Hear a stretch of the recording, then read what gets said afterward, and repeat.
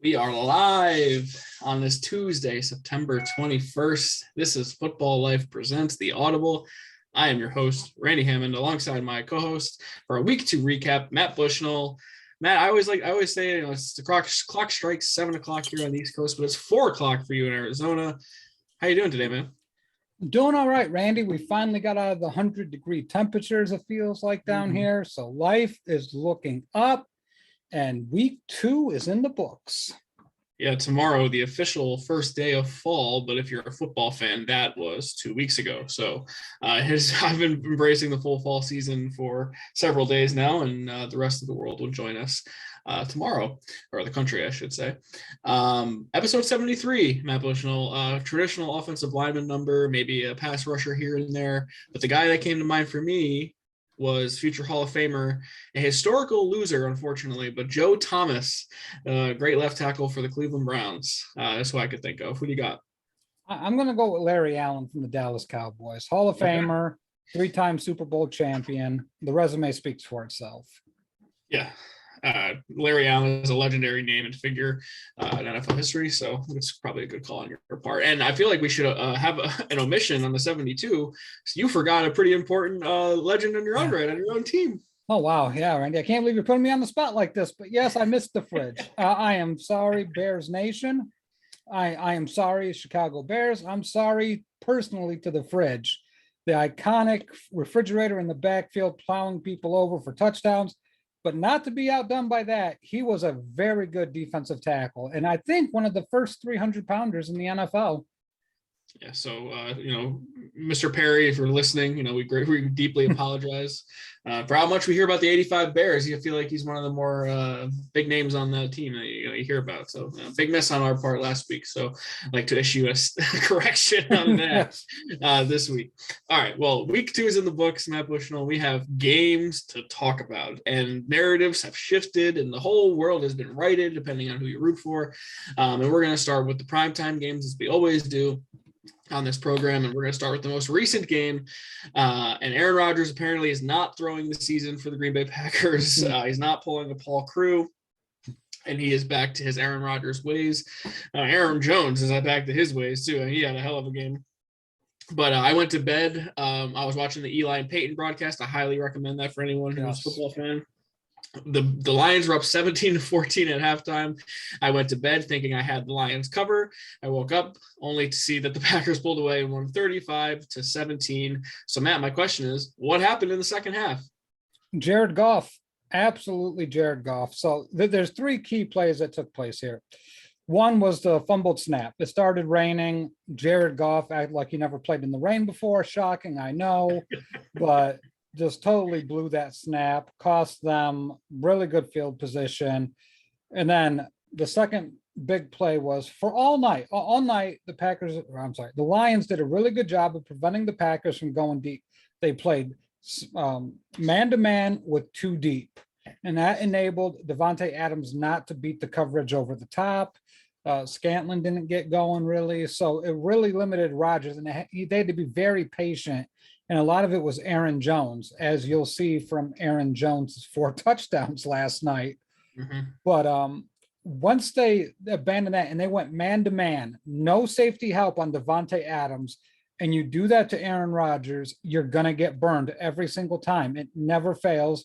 So they went man-man, no safety help, just dropped an absolute dime to Devontae Adams down the sideline, and then the floodgates opened up from there.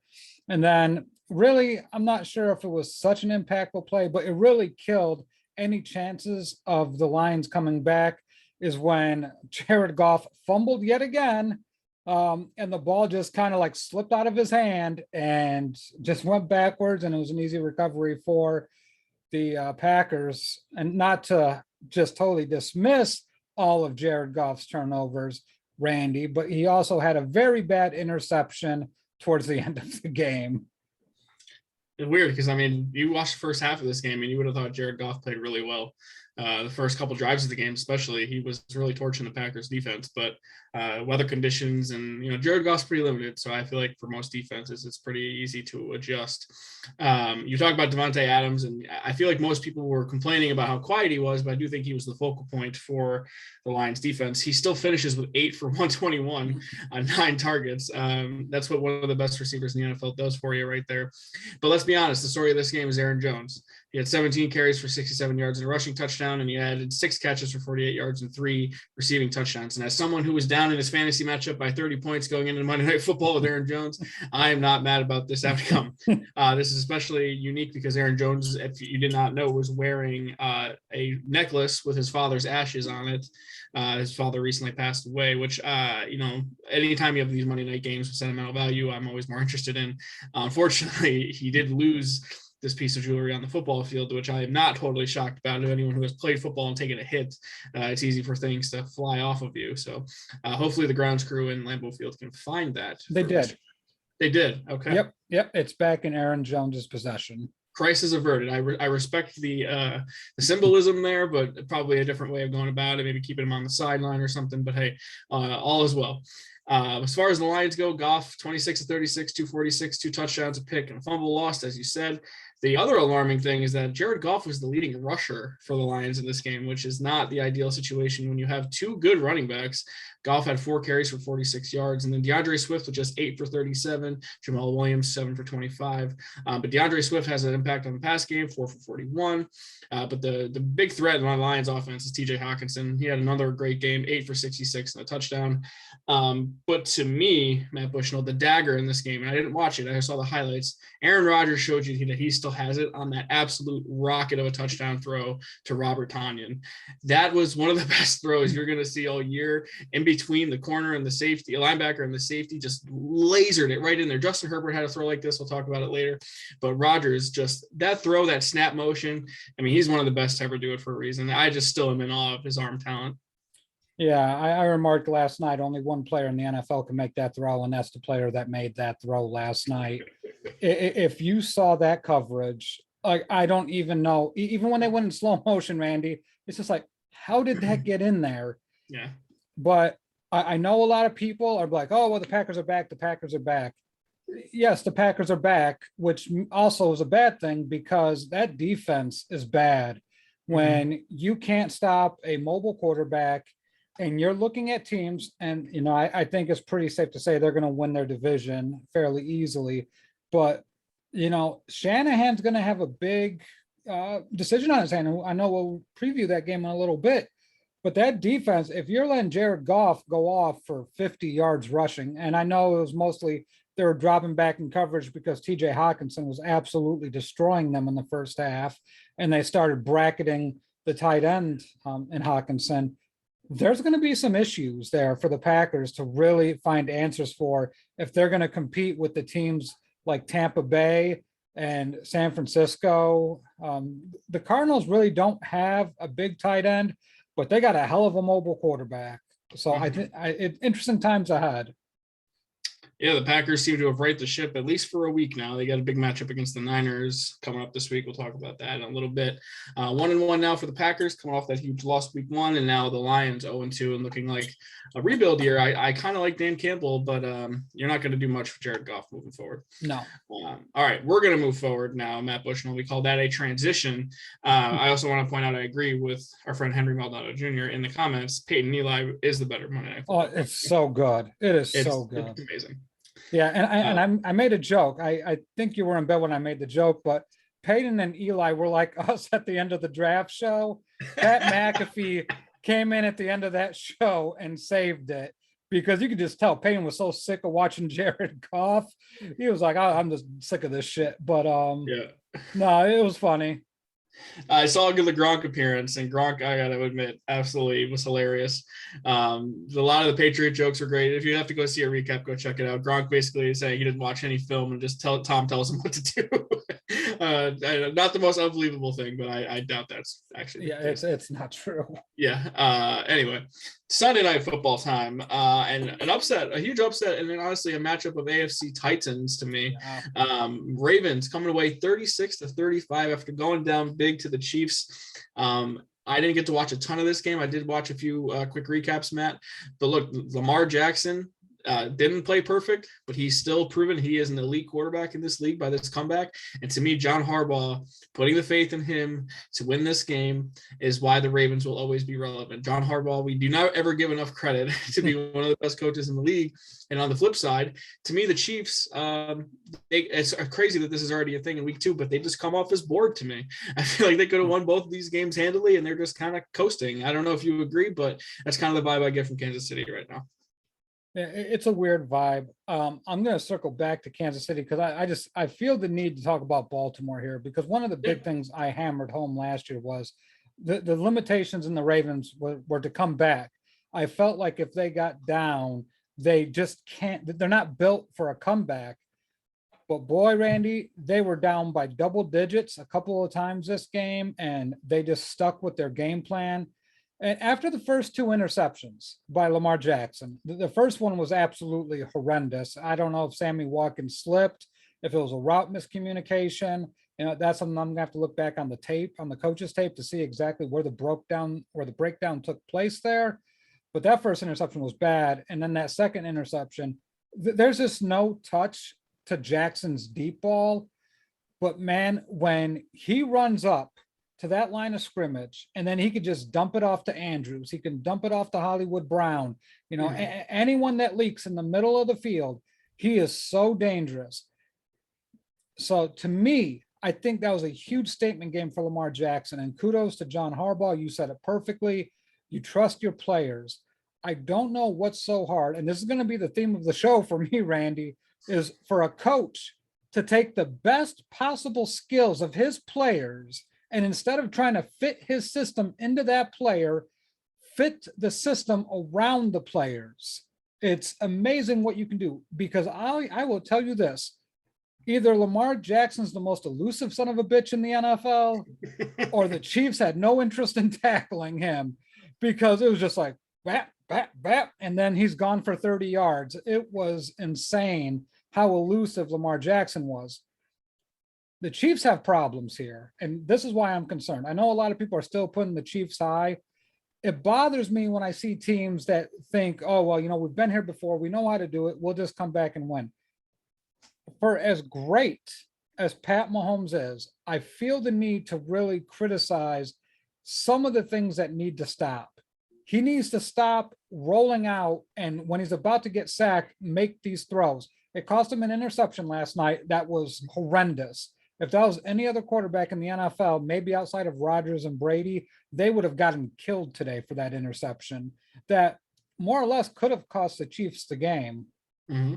And then when he took that intentional grounding by just keep on backing up, I get that he's great. I get that magic happens with Mahomes, but this team just feels like it's relying on these magical plays to happen, and they're forgetting sound fundamental techniques, false starts, pre-snap penalties.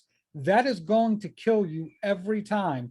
And then the sloppy turnover by Clyde Edwards-Helaire. You can't fumble in that spot. So I'm concerned, the tackling, the turnovers, this is sloppy football. And these are the kind of mistakes that you have to get cleaned up if you're going to be a Super Bowl champion. Yeah, I mean, absolutely. It's sloppy right now. I have total faith in the Chiefs to make it work. I don't, find this to be a trend that is going to just be a thing that is a detriment to their season. I think the defense is what I'd be more alarmed about, because Lamar is unbelievably elusive, but I don't know if they have the high-end talent to play a running quarterback like Lamar. Obviously, Lamar is the running quarterback of all running quarterbacks, but he gave them fits all night, and I'm worried about the Chiefs defense in the offseason, and it just kind of, established that opinion I already had. So I'm not worried about Mahomes long-term. I'm not worried about the Chiefs offense long-term. I'm a little worried about Clyde Edwards-Helaire because he has not looked good in his career so far. And I have him in a fantasy league. I'm trying to trade him, but he has not been very good.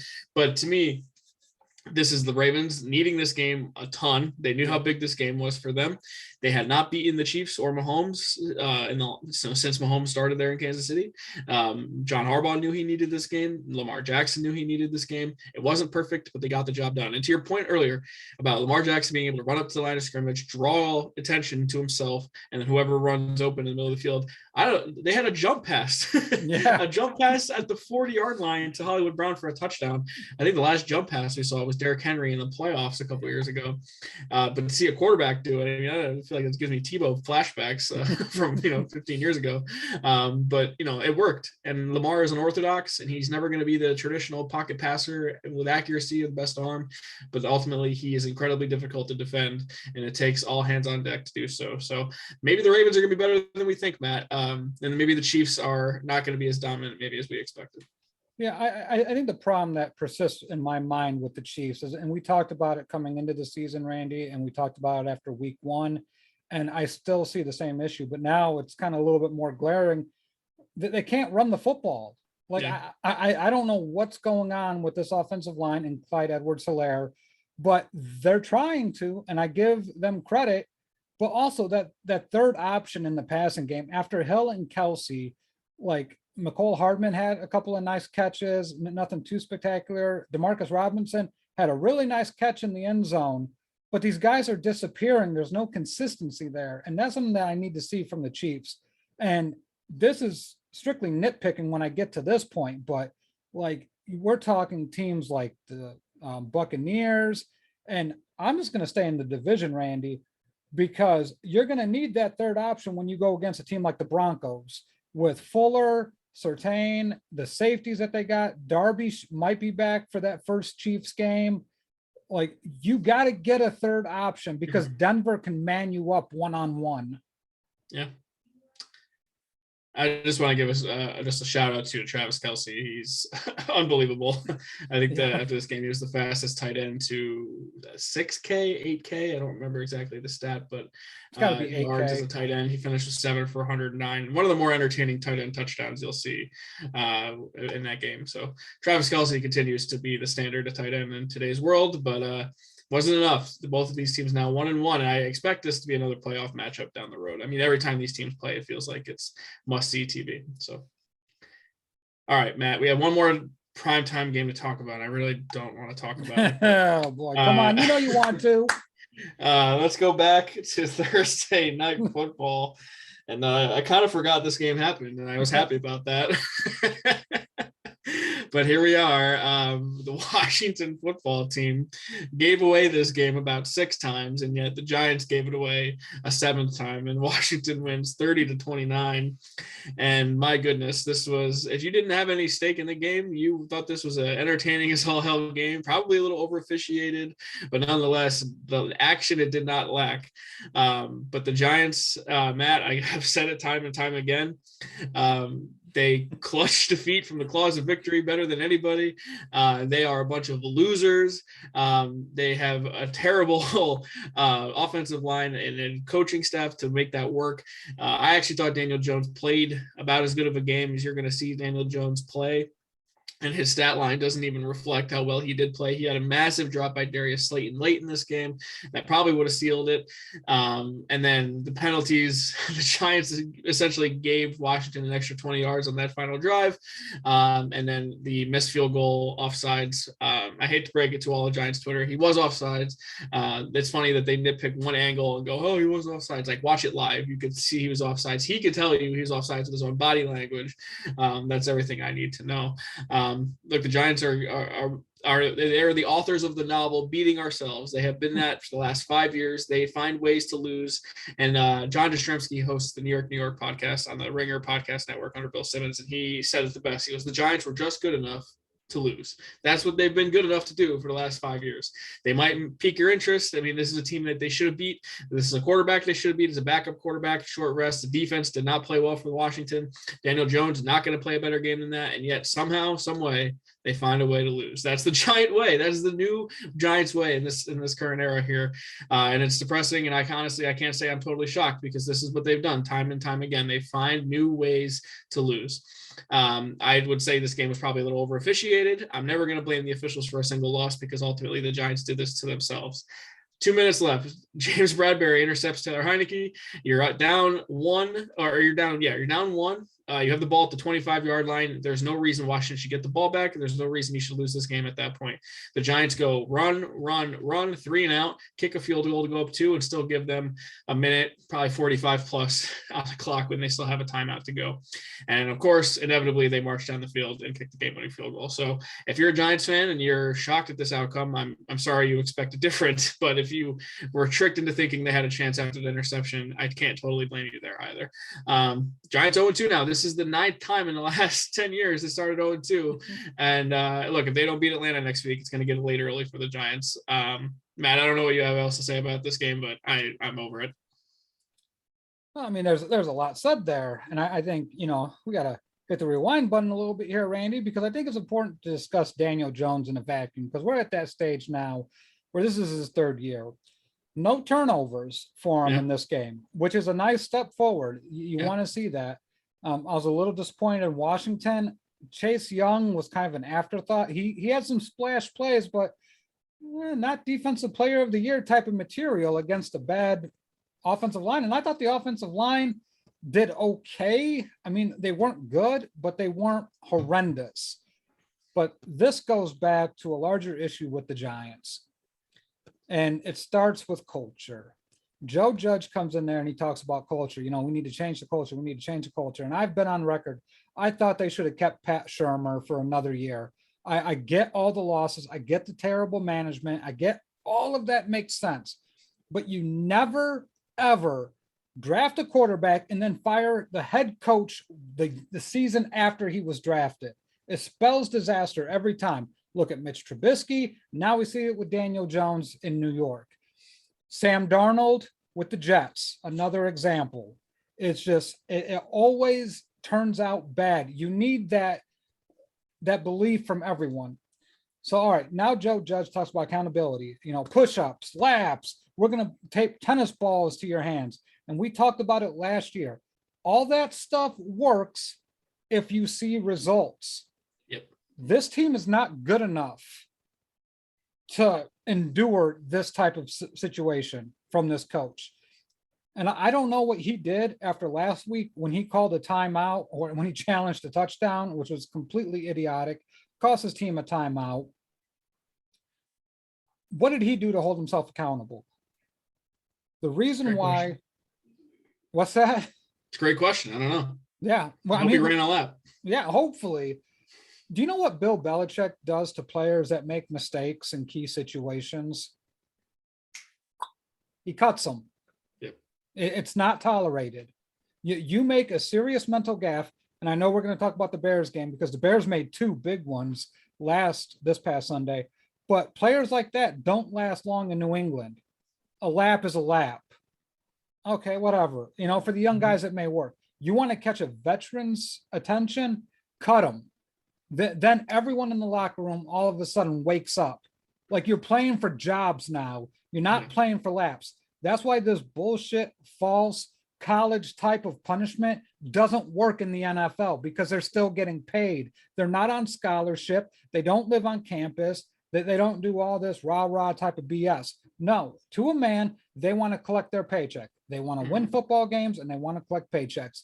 If you can't hold them to that standard, I'm just saying that, Joe Judge may be a good coach, but Jason Garrett should have been fired after last year, in my opinion, for them not to move the pocket, for them not to run RPOs. Daniel Jones is not Lamar Jackson. He's a little bit better of a thrower of the football. He's not nearly in the same stratosphere as a runner, but he's a really, really good runner. So why Daniel Jones is not utilized more in the run game and you don't move that pocket with that terrible offensive line is beyond me. But to me, Washington looked like a bad football team. The Giants looked like a worse football team. Pretty soon, the Giants and the Washington football team will be looking up at the other 2 teams in the standings mighty quickly, in my opinion. They already are. To your point about Jason Garrett and Daniel Jones, look, Jones finished for 9 for 95 on the ground, running the ball.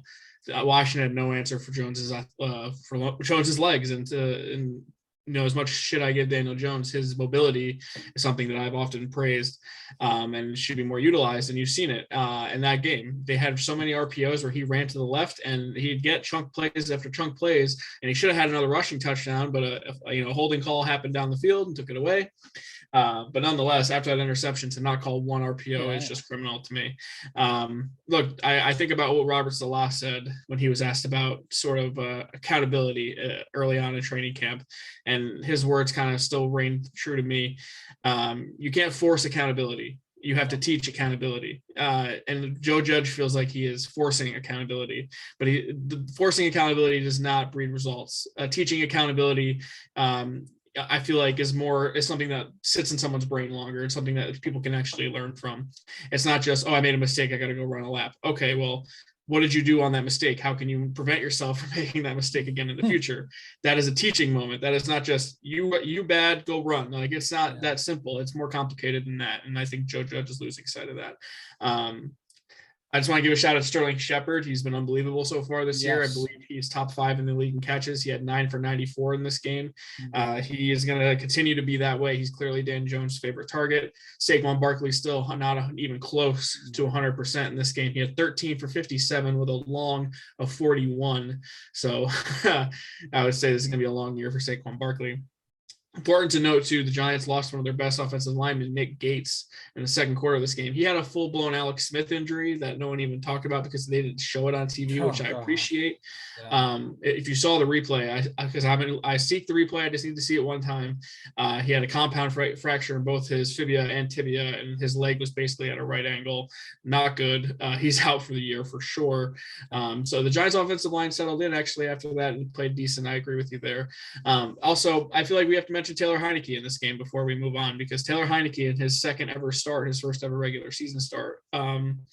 Look, I'm not saying it's perfect. I'm not saying it's even that great, but the competitiveness is there and the gamesmanship is there. The guy is clearly a gamer.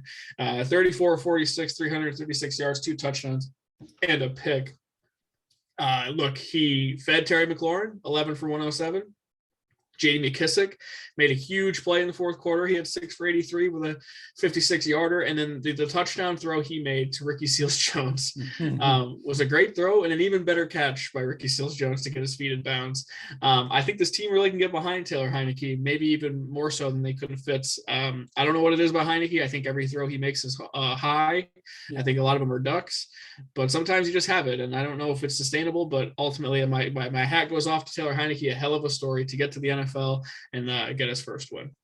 Yep, it's a good story, and I think you can get behind him. He's a nice story, but man, this team is so limited by the quarterback in Washington.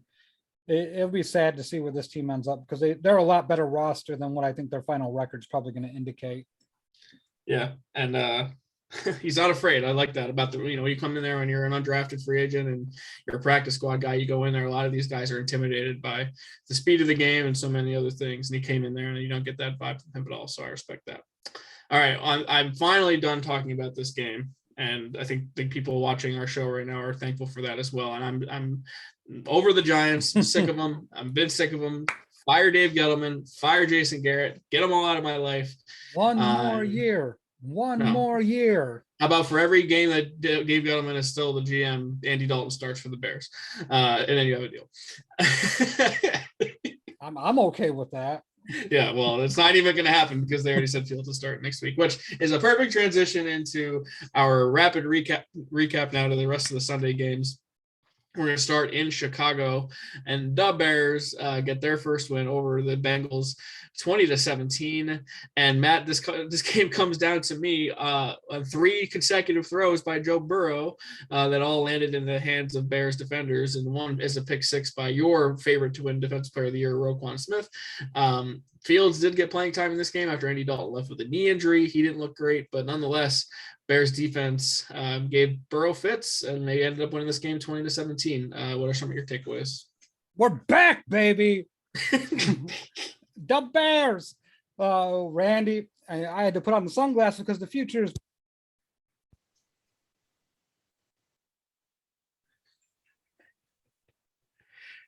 Oh no! Did your mic get cut off here, Matt? I can't hear you anymore.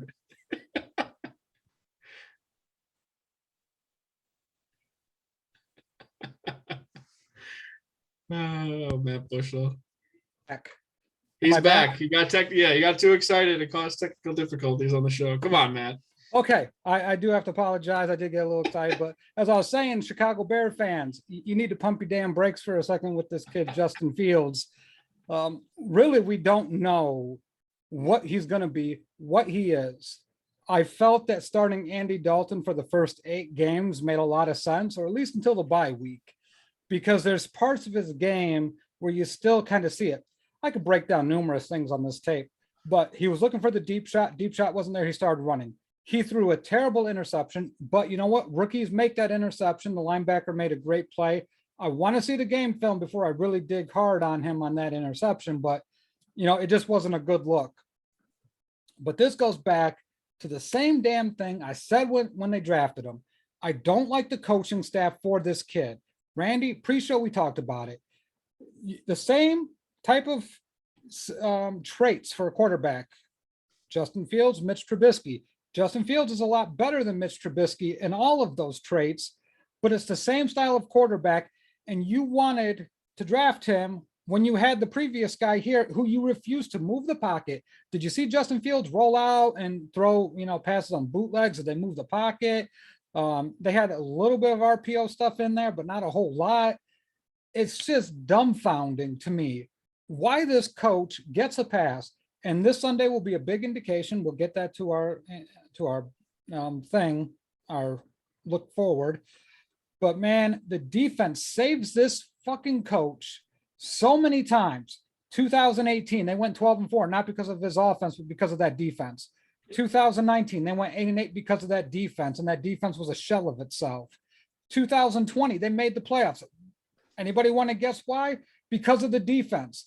This defense had to get every single one of those turnovers because the offense could only score 7 fucking points without a turnover. They kicked 2 field goals.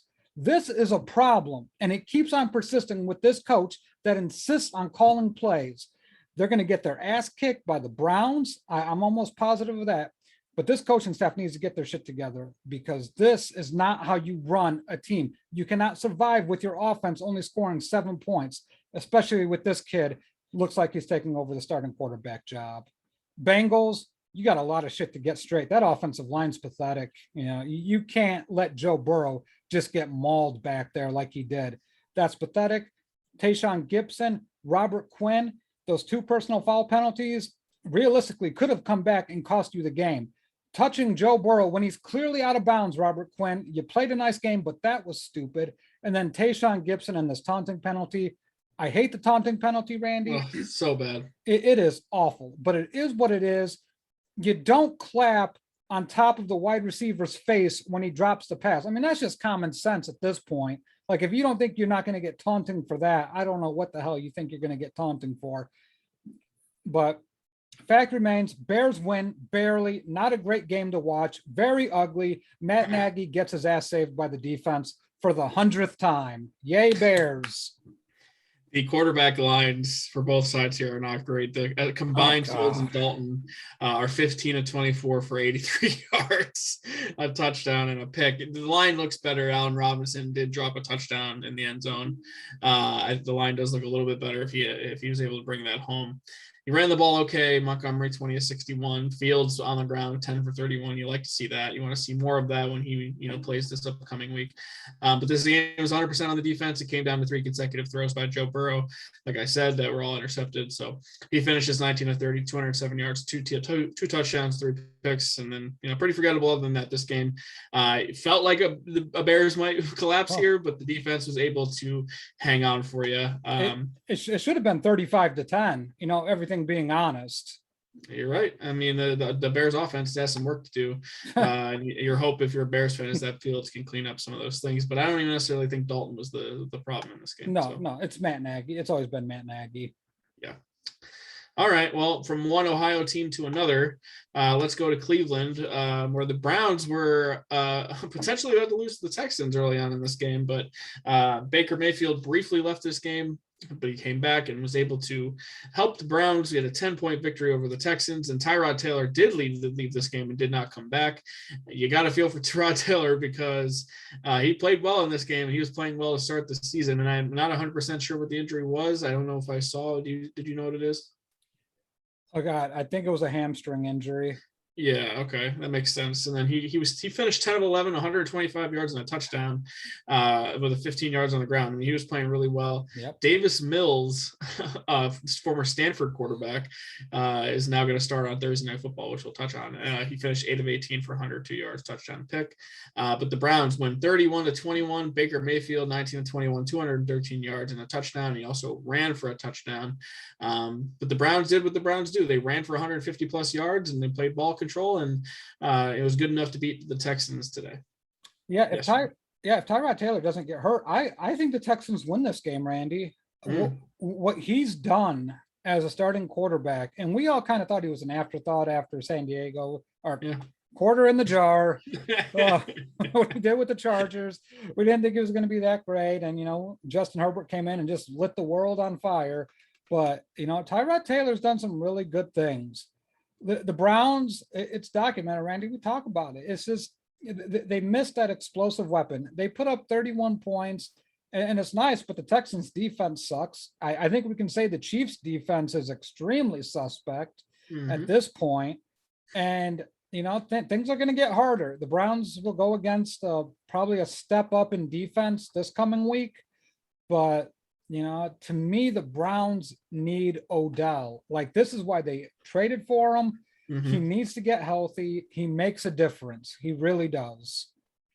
Yeah, I think it's important to note that Jarvis Landry got hurt in this game. I believe it's an ankle problem, and he's going to miss the first game of his career with an injury, which is not remarkable. He's been in the league forever. And, this is the week that it's rumored that Odell could come back. And I think that's the perfect week to do it. Like you said, they definitely need him. They need some explosion on the outside. He opens up so much for everything else. He would open up more for Harrison Bryant, Austin Hooper, Rashawn Higgins, David Njoku, even Donovan Peoples-Jones. And in the running game itself, when you're not able to stack the box when you have outside threats. And then even if you do stack the box, it opens up more for OBJ and the rest of those weapons to get open. So it's all about complementary football, and the Browns aren't doing a good job of that right now, but I think getting their pieces back will certainly help them. I think Baker Mayfield needs to play a little bit better. Ultimately, he did finish 19-21, so at the same time, he did play okay.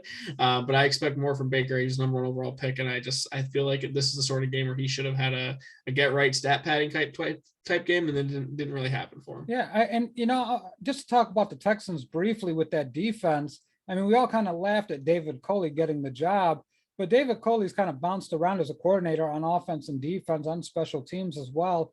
I wonder if the Texans are a better defensive team, or if Baker Mayfield's just not that dude, because I agree with you. This should have been a get right game for Baker. And it's still that running game that they have to generate the running game for Baker to be successful. But hats off to Kevin Stefanski, a great coach, definitely proven his worth. And I think, the narrative is going to shift here about the Browns being better without Odell if he comes in and helps Baker kind of right the ship on his season here and help the Browns win the division, which looks like it's a lot harder now with the Ravens being better than we both expected. So Cleveland now on the board, and Texans without Tyrod is going to be interesting to see what they're going to be going forward. It could end up being the Texans that we expected after all. But hey, if you're a Texans fan, 2 competitive games off the beginning. I mean, you dominate week 1 and then you had a real chance to beat Cleveland week 2. You can't be mad about that. You got to be happy. All right, moving on now. And the Rams now 2-0 on the season after their 27-24 win over the Indianapolis Colts. I expected a bigger win out of the Rams here, but the Colts, I feel like, still get up for a game. They still have good coaches. They still have good players on defense, and they rose to the challenge here. So to me, the problem is Carson Wentz made some back-breaking mistakes in this game, including one of the worst interceptions you'll see. And then Wentz left this game, and something I've never seen before is 2 sprained ankles. Not 1, but 2 on the same play. Yeah, that's pretty hard to believe.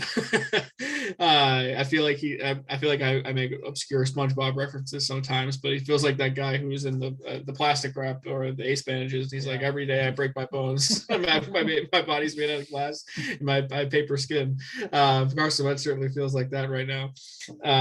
Wentz is. That guy's going to be a disaster for them. Jacob Eason came in, was 2 of 5 for 25 yards and a pick. So the Colts quarterback issues remain. Stafford didn't play the greatest game ever, but you could tell his relationship with Cooper Kupp is blossoming, and it is beautiful. 19 of 30, 278 yards, 2 touchdowns and a pick for Matt Stafford, and Cooper Kupp 9 for 163 and 2 touchdowns. Cooper Kupp is so good. I don't think people realize how good Cooper Kupp is. And then it's the Rams. I mean, it's featured, Matt, and this is anyone who's a football junkie, one of the best matchups in the trenches that you will see in Quentin Nelson going mano a mano against Aaron Donald. And it was a battle of all battles. And this was a great game, honestly. Yeah, the Rams made that punt that ended up being a touchdown that went in the Colts' favor, obviously helped out the score being closer than what it was. Interesting talk here. Who ends up with more touchdowns, Cooper Kupp or Rob Gronkowski? Both are at 4. Oof. So, I mean, that's going to be an interesting battle throughout the year. But to me, it just goes back to Matthew Stafford being in complete control of this offense and Carson Wentz being a total, as he always is. Like, this team has to go to Eason. They could have had Nick Foles, but, you got to worry about, Carson Wentz's feelings here. You can't have that guy looking over his shoulder. The dude's never healthy. And, Philadelphia right now would be projected to get 3 picks in the top 15. However, if Carson Wentz doesn't play 75% of the snaps, it's not a first rounder, it's a second rounder. Mm-hmm. And it's starting to look like it's the same old Carson Wentz. He's going to miss a bunch of time with these injuries. He doesn't heal fast. There's just a lot of things going on with Carson Wentz where, you feel bad for the Colts because they feel like they have a good roster. Things aren't perfect. We both think that they need another playmaker at the wide receiver position. But if the quarterback's going to hamstring you, and that offensive line too, I'm just going to say it. 2 years ago, it was really good. Last year, it was good. This year, outside of Quentin Nelson, it's not very good. They're banged up too. I think Eric Fisher still is looking to get right on that team too. So clearly, the Colts have issues. And Wentz being at the focal point of those issues. I mean, he had foot surgery the same day Nelson did, and they're both playing. And then Wentz to add to those foot problems now with the ankle issues. I thought he looked gingerly, not to make fun of his complexion, but with the way he moved in week 1. But he's going to look so now if he's able to move forward. And honestly, if he's so banged up and he can't move around and be, the athletic Carson Wentz that we've seen, which even at his peak still had flaws, why not just throw Jacob Eason out there until Wentz can be healthy? Because if you're not healthy, your mind's not right. If your mind's not right, you make a lot of key issues. You don't play confidently, and you're seeing that right now with Wentz. One takeaway of the Colts for me is Michael Pittman establishing himself finally as number 1 receiver there. He had 8 for 123. Love to see that. You're a USC guy. Finally, Michael Pittman turning into something here. So even with those quarterback issues, we like to see that. And the Rams, I don't know what it was. I expected them to win by more, but the Colts, just lingered. They couldn't put them away. Yeah, I love Pittman. I just think he lacks that top end speed to blow off the coverage. Now, he could be a number 1, much like Jarvis Landry is a number 1. But then you got to have somebody on the other side that can just absolutely destroy with speed. And I don't think this team has it. No, I agree. I definitely agree with you there. All right. The Rams have a matchup of all matchups coming up this week, and we're going to talk about that in just a bit. All right, moving on to Southern Florida, where another quarterback left the game early here, and Tua Tagovailoa left with a rib injury. And I believe that they're still doing tests. They didn't say they were broken ribs, right? I believe they were bruised ribs. Yeah, they saw recently. Anyway, it's turning into. Yeah, I'm not going to say it. Okay. I am going to say it, Randy. It's a bitch move. Bruised ribs. Come on, Tua. Jesus Christ. So maybe a bruised ego going on here too, Matt, is what you're saying? Yeah, man, he got his ass beat by Buffalo. He didn't want to go back out there. Well, hey, Tua didn't play very long. He was 1 of 4 for 13 yards before, and he got sacked twice. I believe he only played a series or two until he left the game, and Jacoby Brissett played the rest of the game, and he did not play amazing by any means either. And how could you believe that? Because the Buffalo Bills, no one circles the wagons like the Buffalo Bills. They get a 35-0. We get a shutout on the AFC East matchup, and this is a bad look for Buffalo, for Miami after coming off a big win against New England. And then this is a nice bounce back game for the Bills after losing at home to the Steelers. The Dolphins are in trouble. They have a huge quarterback problem. Jacoby Brissett wearing 14 reminds me too much of Ryan Fitzpatrick. I don't like that he wears 14. They can't do a ton offensively by any means. Their defense is good, yes, but when you're put in a position like this where you turn the ball over a couple times and you have an offense like Buffalo's, who did not even play great in this game, but they did enough to win. They had 3 rushing touchdowns. Josh Allen, 17 of 33. Actually, 4 rushing touchdowns. I think Josh Allen added 1 as well. Yeah. So Josh Allen didn't play great. 17 of 33, 179 yards, 2 touchdowns, and then he had 5 for 35 with a rushing touchdown at the end as well. So, look, Bills didn't play great, but even that when they don't play great, it's still good enough to beat your division rival 35-0. Yeah, this felt like a statement game from Buffalo, did it not? Like they just the defense showed up. Yeah, like they were pissed off about that Steelers game, and they made a statement to New England, the Jets, and Miami that this is their division and they're not going anywhere. Miami, I thought, would have been their closest competition this year, and they just totally obliterated them. I just go back to what Buffalo can be. If Josh Allen's consistent, and if you're going to give him Stephon Diggs, I don't know Diggs's final numbers here, but Josh Allen owns Miami. I mean, you look at the career numbers; they're completely insane. Yeah. I think he's 5-0 versus them now for his career. It's just, you see the owner of the Miami Dolphins is Josh Allen. So to me, the Bills are the clear-cut favorites. I'm going to chalk that loss up to the Steelers as an aberration. I don't think it means much. Buffalo still is still the best team in that division. I agree with you.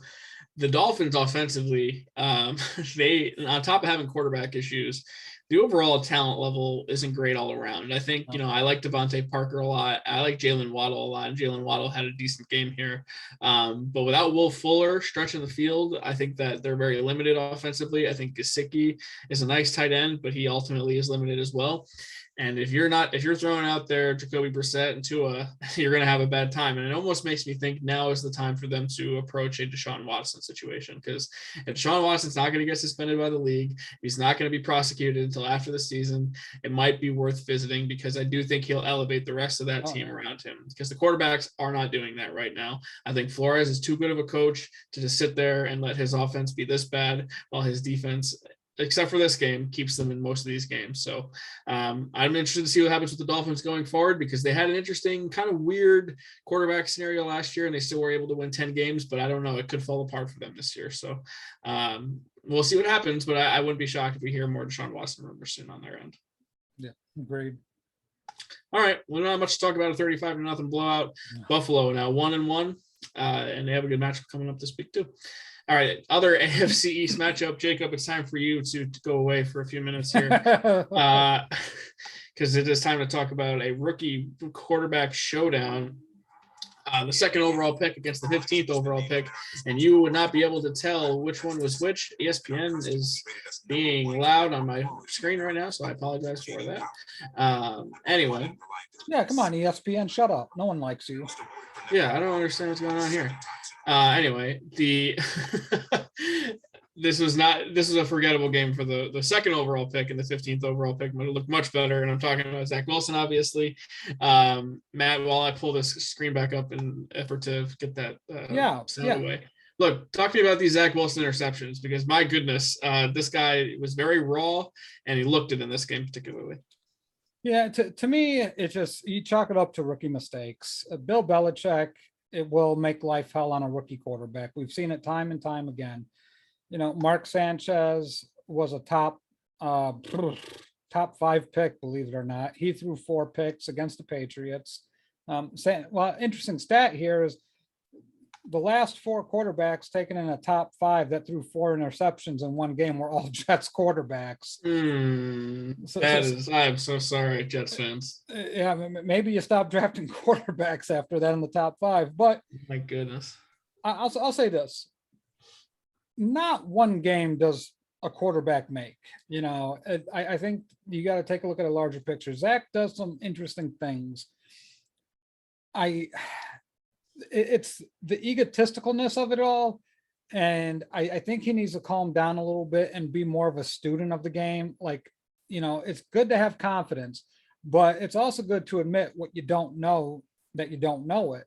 The Patriots just played a lot of coverage. They mixed it up. They'll show you something on pre-snap, then post-snap, boom, they're out of it. They may show you cover 1 pre-snap, then drop into cover 2 post-snap. They'll bracket tight ends. They'll, do bubble coverages, clouds, all sorts of fun stuff that will confuse a rookie quarterback to no end. So what Zach Wilson did isn't really a surprise to me when it comes to the Patriots. Honestly, 2 of those picks should have been caught by the receivers. I watched the tape on those 2 of those picks. If you're a wide receiver, it hits both your hands, you got to catch it. That's kind of my motto. I get it that it's tough, but you're the best of the best. You have 2 hands, it hit your hands. You got to catch it. Mm-hmm. The one where he just chucked it deep, that's the most disturbing one in my book, because all right, there's a guy running a fly route, but it wasn't even close to the fly route. No. And it just hung up in the air for ages. It was like 1,000, 2, 1,000, like they were playing 500. Hopefully some of you kids get that. But that one was the worst interception of them all in my book. Threw into double, triple coverage on that play. Hard to see on the TV copy, so the game film may give us a little bit more information on that, the coach's film. But man, I'm going to give Wilson a break here, because I'm also going to give a couple of other guys a break. Mac Jones didn't look good. I mean, he's just this safe quarterback, no touchdowns, no picks. I mean, he doesn't really do anything for you. And once again, it was 25-6, and Damian Harris gets that touchdown. Not a whole lot of Mac Jones here either. So to me, I give Wilson credit for trying. The kid is trying. He's trying to play his butt off. He's trying to will this team into better positions. Michael Carter looked good from a running back perspective. I think that's got a lot of upside. But this wide receiver position for the Jets, we thought Corey Davis was going to come in here and be a number 1. Yeah. It still looks not that great for them. So a lot of work to be done on that roster. I'm surprised Denzel Mims can't get some more playing time for them. He looked promising last year. I don't know what's going on there. I have a hard time taking Zach Wilson seriously, and it's 100% his face and what he looks like.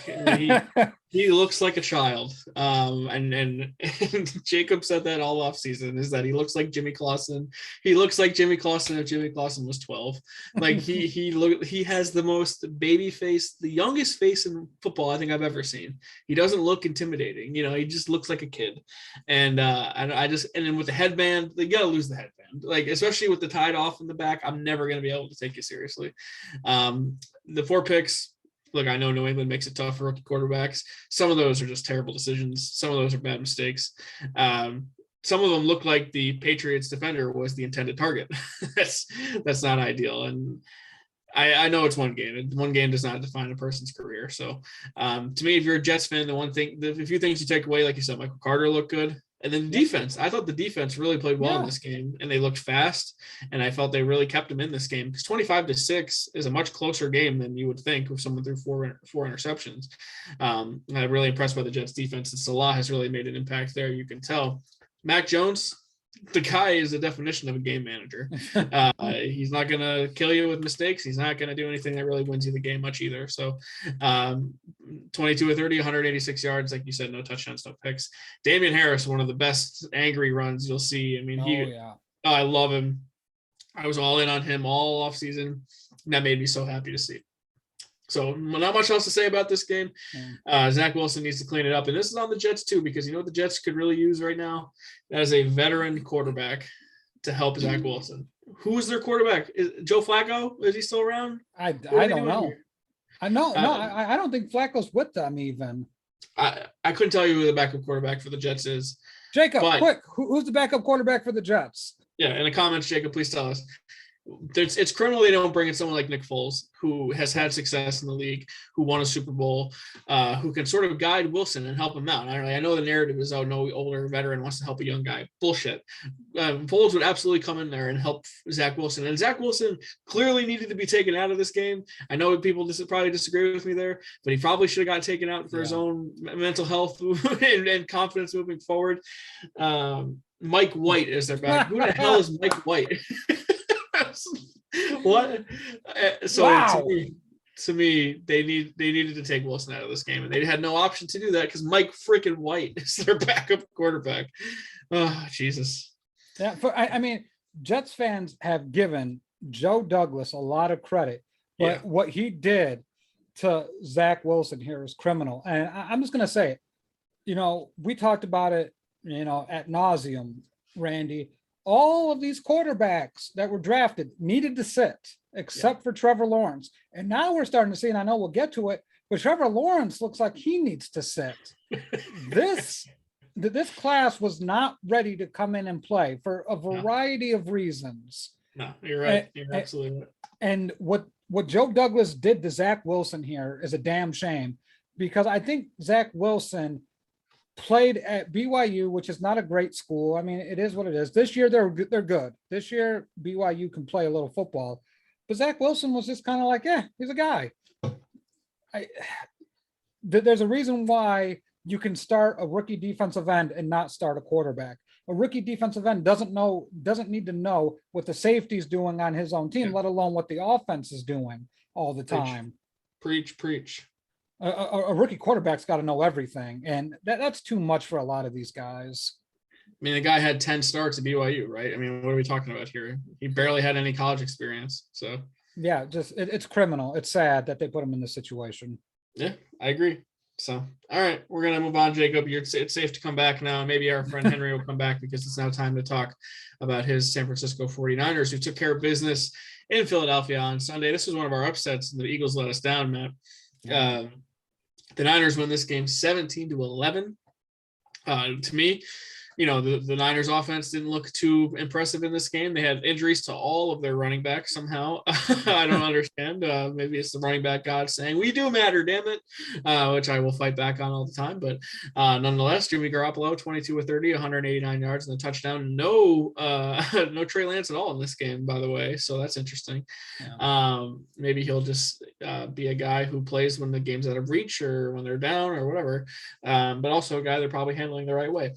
And then on the Eagles, then Jalen Hurts, 12-23, 190 yards, 0 touchdowns in the air, and he had 10 for 82 and a touchdown on the ground. So Hurts remains a dual threat guy who I still thought played decent in this game, considering only having 11 points. He had a nice throw to Watkins, who had a 91-yard play, who ended up not scoring, which cost him a touchdown there. And then he had a nice throw to Devontae Smith, which I think I called back. So the Eagles, I feel like that's a rookie head coach type game here, because I feel like they had a decent game plan, just didn't execute the way they should have. And the Niners defense, they're healthy now, and they're showing you that when they're healthy, these are the kind of games that they can have. So Niners 2-0 now.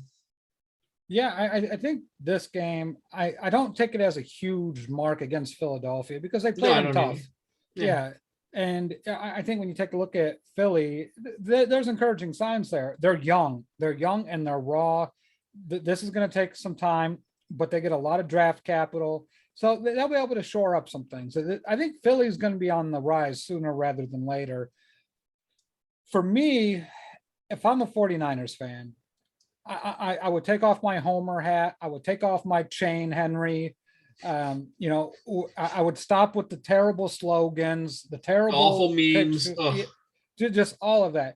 Because at this point, you have to be concerned right now, because Jimmy Garoppolo missed, some very important throws that would have changed the entire complexion of this game from a tight game to a complete blowout, and would have took that crowd out of this game immediately.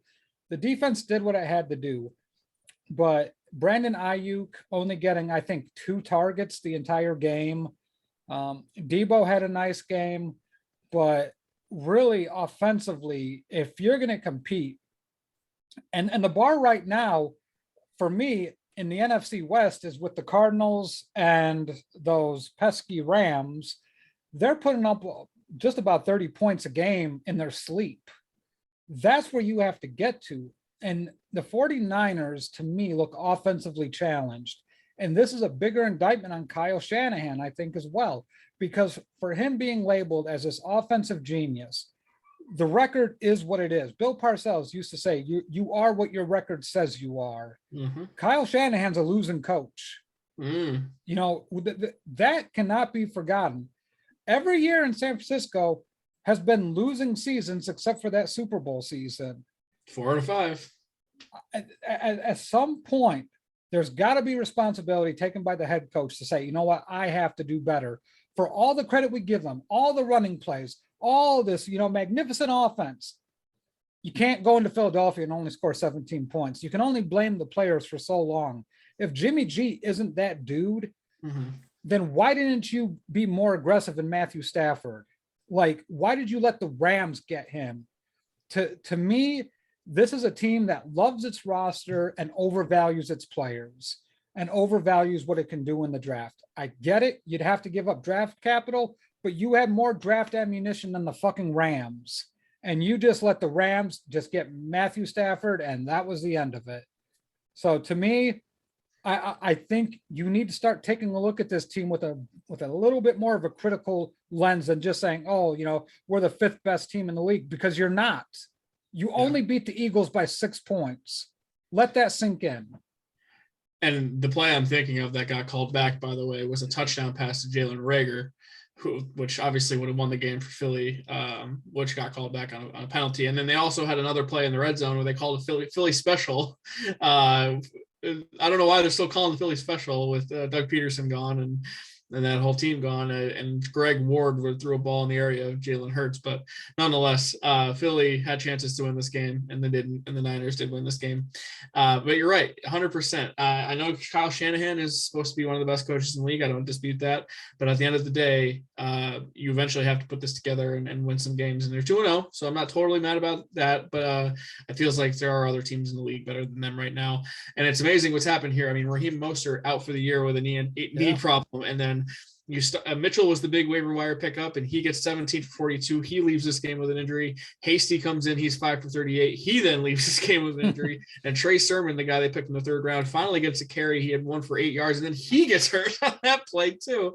So I don't know what the Niners did to the running back gods here, but they have somebody named Terrence, Cannon, who got a carry for -1 yard. You're going to see, by the way, Kyle Juszczyk be the starting running back for the 49ers, probably. It might be good. Yeah, and he's a good fullback, so I have no doubt he'll be fine. But he'll end up getting hurt somehow too. Watch, seems to be the trend here with the Niners. But hey, this was a good game between two teams that I think are pretty good, and the Eagles ended up being better than I expected. So I do think the Eagles will stick around and be a problem for a lot of teams in the NFC. So yeah, and by no means I don't want to take anything away from the Eagles, but I think it is a bigger indictment on the 49ers when you have a chance. And I go back to the Lions game too. Good teams that have that killer instinct, they don't let the Lions come back and score 28 unanswered points. I had a chance to tie it at the end. Yeah, at some point you got to put your foot on the damn neck and choke them out. 49ers haven't done that. No, not at all. 2-0, so I'm sure Henry's not going to apologize for 2-0, but no, they shouldn't. Some things that you probably should be concerned about if you're a 49ers fan going forward. All right, moving on to, I think it's an upset, but maybe it's not an upset at this point. I don't know. But two classic franchises going at it in Pittsburgh, PA, the Oakland, another quarter in the jar. Here it is. The Las Vegas Raiders going into Pittsburgh to beat the Steelers 26-17. And, we always talk about MVP narratives, but I guess after week 2, if there's an MVP narrative, it is Derek Carr, and then I did chalk it up to me not seeing this one coming. He finished 28-37, 382 yards and 2 touchdowns. Derek Carr has off to an unbelievable start to the season here. And on the flip side, Ben Roethlisberger has had a bit of a forgettable start, I would say. 27 of 40, 295 yards, touchdown and a pick. He looks washed every time he takes a snap, each time he drops back. But hey, the Raiders defense looked damn good in this game. The offense, they didn't run the ball particularly well, but they did not have Josh Jacobs, so that's important to note. But Derek Carr between Henry Ruggs, Darren Waller, Hunter Renfrow, I mean, the guy is slinging it all over the field and he's playing really well. And then the defense also stepped up. I mean, the Raiders 2-0 now. I mean, we thought the AFC West was deep already, and they might just make it maybe another contending team in there to make the playoffs. I did not necessarily see this coming for John Gruden. And maybe the Steelers are who we thought they were too, Matt. Yeah, I you know me, I'm not high on the Steelers. I bashed them all off season. I still think they're wildly overrated. It's a team that doesn't scare me at all, not in the slightest. Defensively, they can make things uncomfortable for you, but that's about it. Now, I feel obligated to talk about the Las Vegas Raiders for a minute. You know, I just wonder, like, John Gruden's either a mastermind or an idiot, and I can't figure out which one.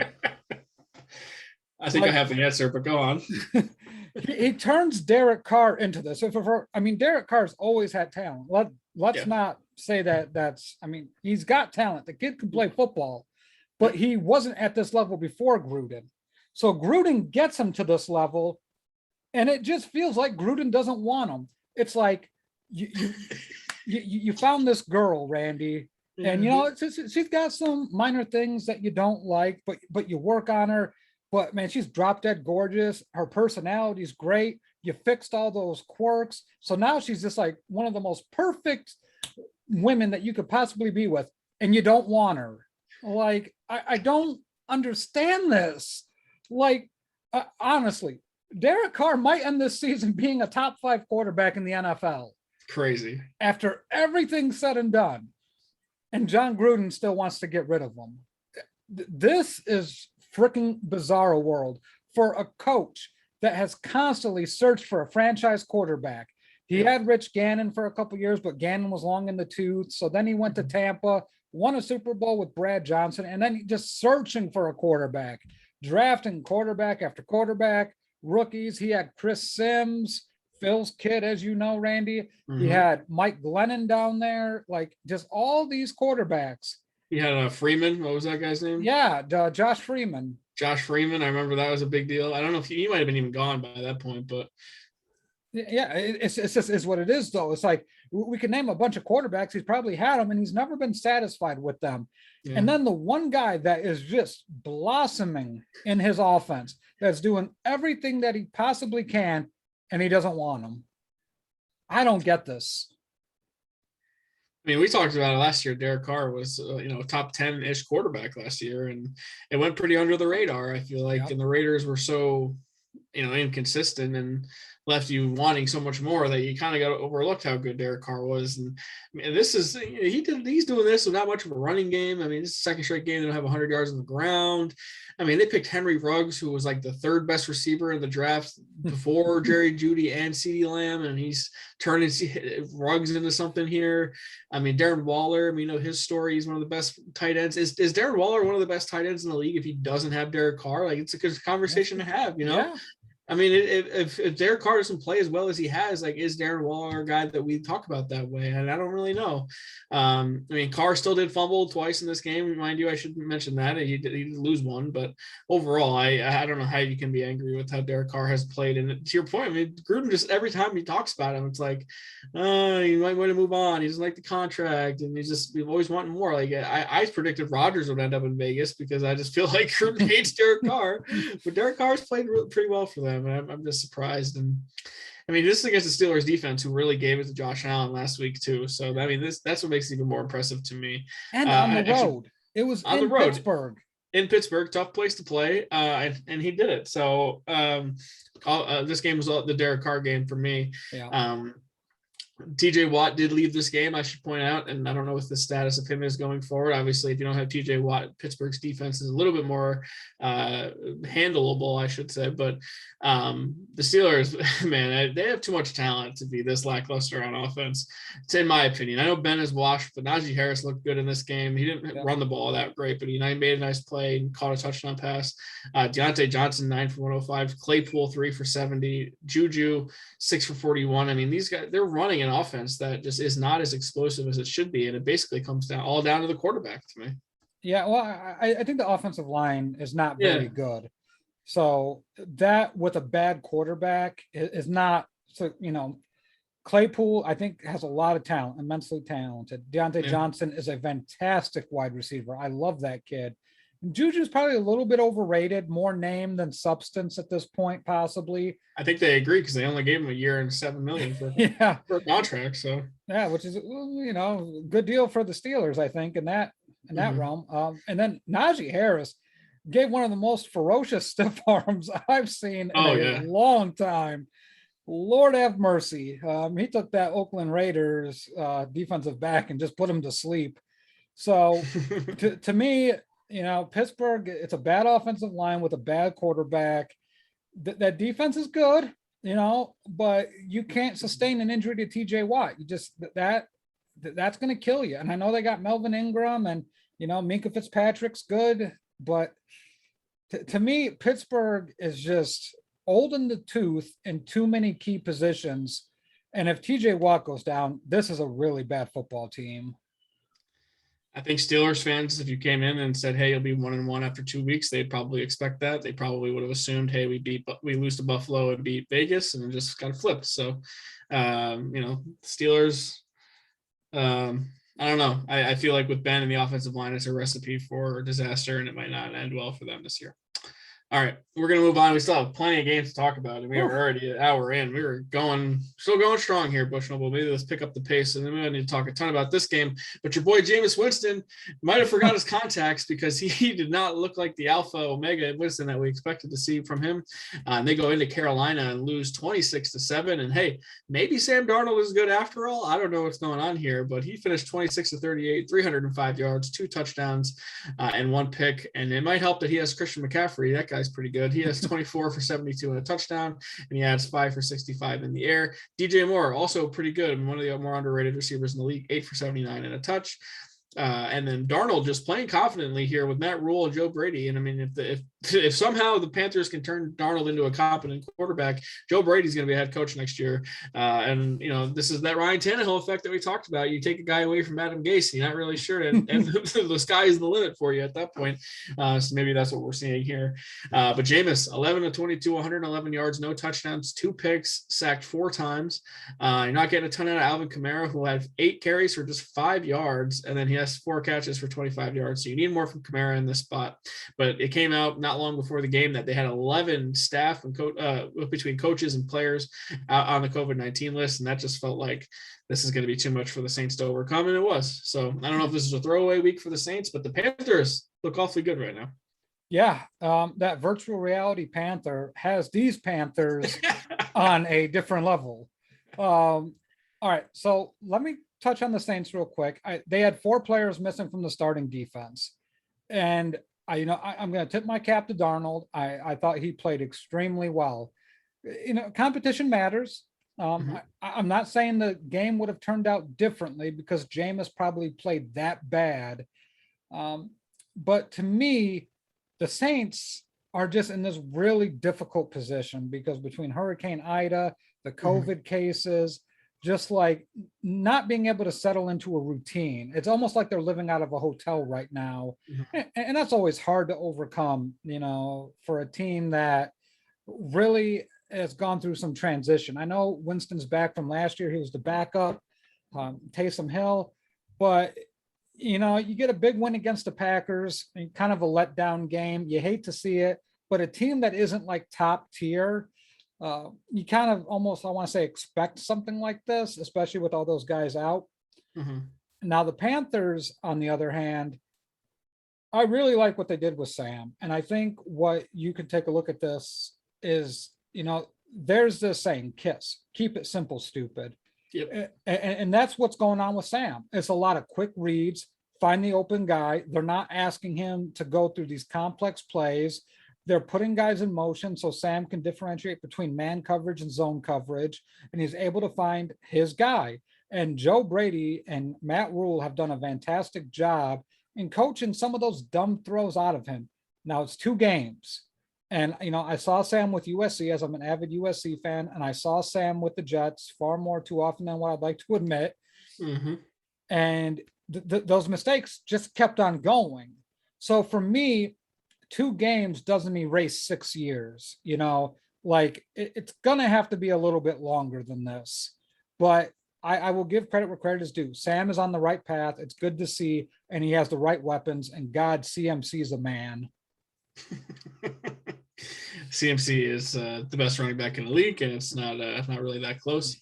And yeah, I mean, look, like you said, 2 games does not overcome 6 years, but it's an encouraging start. And you're not seeing a lot of the same issues that he's had previously. Yep. So you're happy about that. Jameis, on the other hand, it's a forgettable game for him, and you hope that he can just turn the corner and make it right this week. And he does have a tough Patriots defense to face, so that'll be interesting to see what happens. But Jameis feels like a guy where he's sort of Rain Man-ish to me, where it doesn't really matter how tough the defense is. I feel like he can just make plays and not be bothered about it by a ton. So maybe they get some guys back and they end up playing better. And if not, they get to go home back to New Orleans for week 4, and they get that very lack of resistance Giants defense to get right on. So that'll be nice for them too. And like to your point, they've been living in hotels for the last month, and no other team in the league has had to deal with anything quite like that. So I'm not too worried about the Saints, but I expected more from them in there. But maybe the Panthers are better than I thought. Yeah. So. All right, moving on. The Denver Broncos now 2-0 on the season after their 23-13 win over the Jacksonville Jaguars. And Teddy Bridgewater continues to prove Vic Fangio right on his decision to start him. He's 26 of 34, 328 yards and 2 touchdowns. I mean, this guy has been off to a really good start in his season. And Trevor Lawrence has been off to a little bit forgettable start in his season, just 14 of 33, 118 yards, 1 touchdown and 2 picks. I know we're probably going to kill Lawrence here. I'm going to give Lawrence a bit of a pass. I think, when you look at the passing statistics, the volume for Lawrence is far greater than any other rookie quarterback. And in fact, there only one quarterback has had more pass attempts on the season than Trevor Lawrence, and that is Tom Brady. So they're clearly putting a lot on Lawrence's shoulders, and they're only doing it with, they're the Jaguars. They don't have a great offensive line. They have their best receiver right now is Marvin Jones Jr. So I do think Lawrence is being put in a situation to fail, and Urban Meyer is not doing necessarily a great job to help him succeed. But this game is more about the Broncos to me than it is about the Jags. I just think the Broncos are really well-rounded, as like we said, Javonte Williams and Melvin Gordon combined for almost 100 yards on the ground. Look, it's not perfect, but it gets the job done. And then this is a Cortland Sutton bounce-back game. I mean, we love this guy. Missed all of 2020 I believe he blew his Achilles out or an ankle injury or something. I don't remember exactly what it was. It was ACL. He had 9 for 159 in this game. I mean, love to see Cortland Sutton back, especially with Jerry Jeudy gone. You expected him to make an impact. And I said Tim Patrick was my waiver wire pickup of the week. He had 3 for 37 and a touchdown there, so we love that. Noah Fant, 4 for 33 and a touchdown. And the Broncos 2-0, and they get the Jets at home next week. The Broncos are in an ideal situation right now in the AFC West. And the Jags, man, they have some work to do. Yeah. So, I'll admit I watched the condensed version of this game because I just didn't want to sit through it. Vic Fangio is a professional coach, just flat out professional, knows how to run a team. I watched the Jaguars, Randy. I don't know what they're doing offensively. None of it makes sense. It's like Urban Meyer's trying to mix a college offense with a professional offense, and it's just muddled. You're asking Trevor Lawrence to do 5-step drops and read the entire field for, look, Trevor Lawrence is a really good quarterback. And, a lot of people are going to trash him. Like you, I'm not going to. Like I said, there's a couple quarterbacks, mostly the rookie quarterbacks this week, I'm giving a pass to, because I think all of them are put in some really difficult situations to succeed. And Trevor Lawrence may be in the most difficult situation to succeed, because to me, the Jaguars play like there's a coach with 1 foot out. And I'm not sure if that makes sense to people, but I'm not sure. Like Urban Meyer's making all these statements, it seems like over the top, telling fans to be patient. We'll get this right. That he's here to stay. How do these things even leak? To me, it just looks miserable for him in the NFL. It's a long contract. I don't know what he does after this year. I don't think it matters, but Trevor Lawrence needs a professional coach. And at least a professional offensive coordinator, because something's got to change here. Yeah. I mean, there's nothing for him. James Robinson is just completely awful, but they don't make a commitment to run the football. It's like they run it a few times and it doesn't work. Like, oh, well, we can't do that, so let's not run the football anymore. And, against Vic Fangio, you got Trevor Lawrence. I mean, it's like Bill Belichick going against Zach Wilson. Vic Fangio is going to have his way with rookie quarterbacks, 10 times out of 10. He's just that good. And with that defense and that secondary, Patrick Surtain, congratulations, sir. Your first interception of your blossoming Hall of Fame career, possibly. But, it's the Broncos. Good game by the Broncos. Do not sleep on this team. I'm certainly not going to. I mean, Robinson, 11 carries for 47 yards. I don't know why they stopped trying to run the ball with him. It's just infuriating, honestly. A rookie quarterback's best friend is a running game. Yep. And they're not really helping him much at all. And I know Lawrence is going to get killed because he's been dubbed the next coming of Jesus, basically. But he's really been put in a bad situation to start off in his career. Yeah, there's a lot of other situations he could have landed in, and he would have been so much better off. But man, freaking Jaguars. Yep. All right. Well, yeah, Denver looking like our prediction for them is going to be coming true here. They look pretty good to start. All right, moving on to the team that represents your state of Arizona. And boy, oh boy, did they get lucky in this one. 34-33 over the Minnesota Vikings. And if our friend Lucas Albert is watching, I am so sorry. But this game came down to the leg and the foot of Greg Joseph, and it was not enough. He kicks it wide right as the clock ticks to 0-0, and the Cardinals escape with their first home victory, and they're 2-0 on the season. Boy, oh boy, this game. This was a fun one too. I mean, the witching hour in those 4:30 games in red zone was unbelievable. Kyler finished 29 of 36, 400 yards, 3 touchdowns, 2 bad picks, by the way. It really kept Minnesota in this game. But the one play to Rondale Moore, very few quarterbacks can make the play that Kyler made there, spinning out to his left. That helps Rondale Moore is wide open on the play, but nice blocking by Christian Kirk. The Cardinals are a must watch for me every week just on their offense alone. And then the Vikings, this was almost must-win territory for me after losing to the Bengals in week 1. Cousins, 22 of 32, 244 yards, three touchdowns, no picks. And then Dalvin Cook, 22 carries, 131 yards. He played well. I believe he got hurt in this game too. This was a game that the Vikings desperately needed to have, and this is a game for anyone who wants to abolish kickers. I guess if you're a Vikings fan, you've always wanted to abolish kickers, but man, this is a game the Vikings probably should have had. I almost want to make that call on that missed kick, our intro, because that Vikings call was awesome. Oh, boy. Oh, geez. This game, talk about craziness. Kyler is going to be those. So, I hate to, verbatim. I'm not going to verbatim the guys down here, but, a couple of the sports guys down here made some pretty good points. Kyler's never going to be the Aaron Rodgers touchdown to interception ratio. I mean, Kyler's going to throw picks because he throws deep a lot. Like he's always going for that Bruce Arians type of no risk it, no biscuit type of philosophy. So with DeAndre Hopkins, I get it. Christian Kirk played well. The offense did enough to win. To me, the alarming part is this defense. The secondary is just getting torched by leaving Thielen wide open twice. I'm sorry, no, they left Thielen wide open once and then left Justin Jefferson wide open the other time for touchdowns. Like that's how you lose games like this. Yep. The Cardinals defense leaves a lot to be desired, and Chandler Jones and JJ Watt, you showed up against Tennessee, but you got to show up against teams like Minnesota too, because the offense is going to put up 30. I mean, every game, I don't care who the Cardinals play at this point, unless someone dies on this offense, they are more than capable of putting up 30 points on anybody in this league. Kyler's amazing. DeAndre Hopkins is just completely unreal. AJ Green may not be dead, so that's good news. Christian Kirk is a really good slot receiver. And oh my God, they found this little jewel called Rondale Moore, who I spoke highly of in the draft show, who I thought was going to be this hidden gem. And the Cardinals were wise to select him. Mm-hmm. So kudos to the Cardinals. I think they're on the right track, but man, that defense better tighten the ship. Yeah, I mean, the defense really doesn't have to be shut down either. Just don't give up more than 30 points in a game and you'll be fine. The Cardinals offense should take care of business for the most part. I mean, Kyler is ridiculous. I mean, I didn't even mention he had a rushing touchdown in this game too. He's good for 3+ touchdowns every week as long as he's healthy, and he's the most unorthodox, fun quarterback to watch to me, and I love him.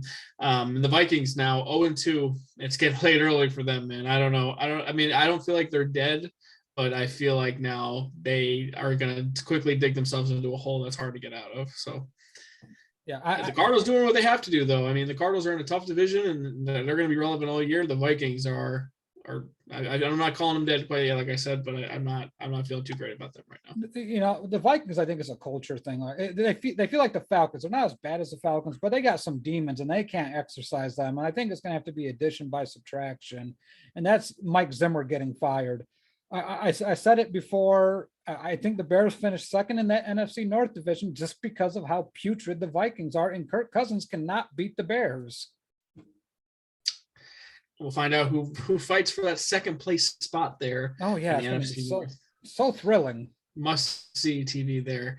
All right, moving on to a bit of a blowout here in the AFC South. My survivor pick, no issues at all. Thank you, Tampa Bay Buccaneers. They cruised to a 48-25 win. They were 2 points shy of your 50 call here, Matt Bushnell. 48-25 is the final. Brady making his case to be the oldest MVP in football history at 44 years old. And I think most of us are pretty sick of the guy at this point. But I mean, how do you just not respect it at this point, too? I don't know. I can't even climb up the stairs without being sweaty. So, and I'm not even 30. Tom Brady, 24-36, 276 yards, 5 touchdowns. And I think there's some shenanigans going on there, and I'll talk about that in a minute. And then Matt Ryan, 35-46, 300 yards, 2 touchdowns and 3 picks, and one was a classic tip drill that I feel like only happens with the Tom Brady team, where the safety came in, literally punched the ball directly into the air, lands into a defender's hands as they waltz into the end zone. So hey, Bucks get healthy, and they like to get fat in the red zone, and this is what I mean about some shenanigans going on. They get into the red zone, they don't even think about running the ball. They get to like the 3-yard line, and Brady goes, let me pad my stats. Let me throw more touchdown passes. Like, there's 17 games of the season now. I bet he's looking at that Peyton record and saying, I'm going to demolish that. And so Brady's that kind of guy. He's got 9 touchdown passes already through 2 weeks. You can't tell me that once they get in the red zone, any other team's like, oh, let's pound the ball. Let's run the ball. Not Tom Brady, not the Bucs. They're like, no, let's get Brady as many touchdowns as we possibly can. And that's what happens. Mike Evans caught 2 fades in the end zone. Gronk has another 2 touchdowns. Like, Gronk is unbelievable in the red zone. He's one of the most unstoppable red zone targets ever. And of course, he's still doing it too. So Bucks cruising pretty good here right now. 2-0. Brady, I don't know if he's the favorite to an MVP, but he's probably one of them. I mean, he's got 9 touchdown passes Yep. In 2 games. I mean, do the math. I mean, you multiply that by 8. He's on pace for like 76 touchdown passes. So my math could be wrong there, though. So don't quote me on that. But to me, not a whole lot to talk about here, Randy. Gronk does his thing. Evans does his thing. Too many weapons to guard. The Falcons defensively are putrid, and Matt Ryan throws 2 pick sixes in this game. No, did he throw 2 pick sixes? I think he did. I think he did. Yeah, he's at the end of his road. But yeah, I'm just going to say I expected it. Turned out pretty much. Not a whole lot to talk about. Yeah, Mike Edwards, or whatever his name is, Edwards on the defense for the Bucks had 2 picks for 46 yards, 2 touchdowns. So oh Jesus, he had both touchdowns for the Bucks defense. Yeah, I'm not talking more about this game. Matt Ryan looks washed more and more each game. So Falcons are a mess. The Falcons, by the way, have direct correlations to the 2018 Giants, where they misused draft capital so poorly and misrealized where they were as a franchise. And that's kind of how they are where they are right now. The Giants had Shermer as their new coach. They have Arthur Smith. They had an aging quarterback in Eli Manning. They have an aging quarterback in Matt Ryan. They took Saquon Barkley 2nd overall. They took Kyle Pitts 4th overall. There's this whole thing with those 2 teams at that point in their existence that lines up pretty accurately. So going to be a long year for the Falcons. All right, moving on. And this was one of the games I was really looking forward to watch, and it ended up being a very entertaining game, but with an outcome I was not expecting. And it's the Dallas Cowboys going into SoFi Stadium and getting a 20-17 win as time expires over Los Angeles Chargers. I had to stop myself from saying the other city that they used to play in. Greg the Leg Zerline cost the Cowboys a win in week 1 and ends up being the difference here in week 2. And, both quarterbacks I thought played pretty well. Herbert made a couple mistakes at the end of the day that ended up being costly. But I kept thinking while I watched this game that, man, Herbert really just needs more. He needs better here, because every time he made a play, there would be a flag. Every time he'd be in a situation, they'd sack him, or the officiating really killed him on here too. They called him down on a sack and he threw it away, and it shouldn't have been a sack, but nonetheless, they called it a sack. But hey, Herbert finishes 31 of 41, 338 yards and a touchdown. He had 2 picks, like I said. Dak Prescott, 23 of 27, 237 yards, no touchdowns, and a pick. And the dilemma, the elephant in the room with the Cowboys is that Tony Pollard is a better running back right now than Ezekiel Elliott. And it shows on the field. He had 13 carries for 109 yards and a touchdown compared to Zeke's 16 for 71 and a touchdown. And then Pollard adds 3 for 31 in the air. So I guess it's a good problem to have ultimately, but you're paying Zeke a ton of money only for his backup to be outplaying him right now. So you watch this game, Matt Bush. So what did you think? I felt like the Chargers still charger and find a way to beat themselves regardless of who's at the helm here. The penalties, and I think it was a theme for a lot of this. Well, these past 2 games, the penalties for almost every game have really kind of felt like it messed up the flow. There's some ticky-tack stuff that I'm not sure if it's worth calling. It's like it's carrying over from the Super Bowl, because I remember, they weren't calling all the pass interference calls until the Super Bowl. And now this year, they're just flagging everything, and it's bogging down some of these games. The Chargers, I felt, were victims to some, maybe 2 or 3 really bad flags. But at the end of the day, the Chargers got to clean this up. I mean, you can't go through these games with double-digit penalties every single game. They did it last year. They're doing it again this year. At some point, enough is enough. And Dallas, I agree with you. I think Zeke he got old quick. He got paid and he got old. That's the Sean Alexander effect, I guess. So then you take a look at Tony Pollard, definitely more explosive, had a little more juice in his tank. To me, I thought Dallas was going to win this game. I thought it was going to be close. It is close. Dallas's defense is doing enough, but really benefited from some penalty calls against the Chargers. But to me, this is a big win for Dallas. Now you're 1-1. Philly's 1-1. The rest of the division, Washington's also, I believe, Washington's 1-1 as well. The Giants are 0-2. So to me, Dallas can really make a statement. I think Monday night they played the Eagles. That could be a real statement game for this division, but Dallas took care of business. Huge win for the Cowboys, honestly, and it changes the whole trajectory of the division outcome now, because anytime you can get a win over one of these Western Division teams, it's absolutely massive. And I consider Chargers to be a damn good team. So huge win. And I know Herbert made those 2 picks. If you get to go watch the all 22 on this game, Herbert just continues to make me fall more and more in love with the damn guy. He is unbelievable. He made some throws that your jaw just drops. He made it had to have gone almost 60 yards in the air to Mike Williams, and it was an unbelievable throw. And then another one down the sideline to Keenan Allen. That was a 42-yarder.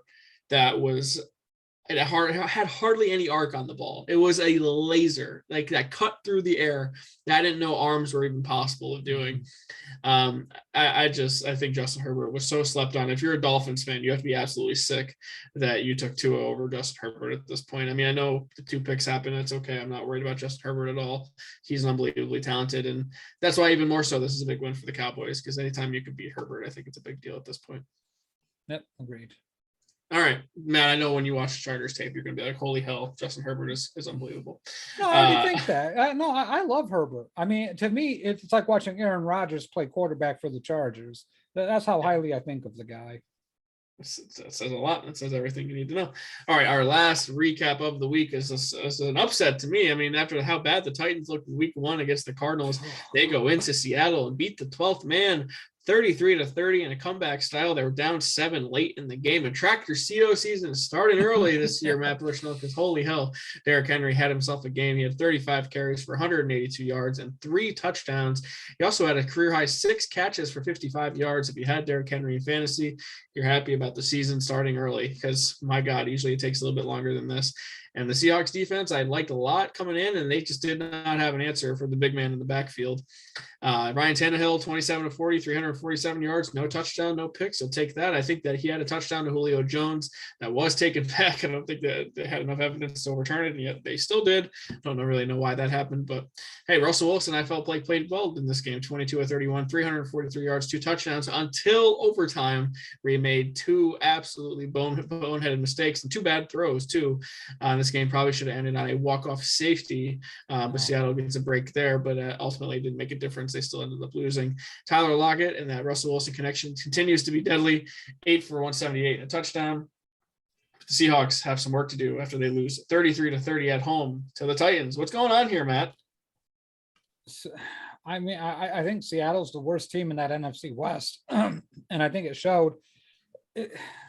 As well as they played against the Colts, it's just, I don't know, man. Running teams seem to give Seattle some issues. San Francisco's always been able to run on them, and they have given Seattle fits in the past. So maybe that's what it is.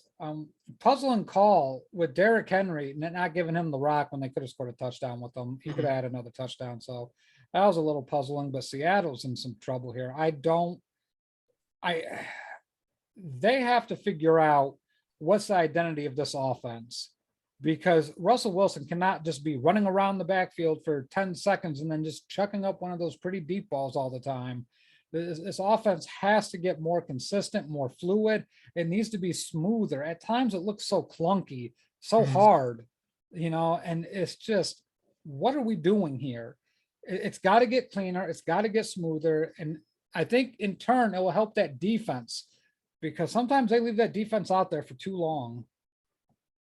Not being able to run the ball, it really affects them. I don't think the offense has ever been as potent as it was when they had Marshawn Lynch back there. Yeah.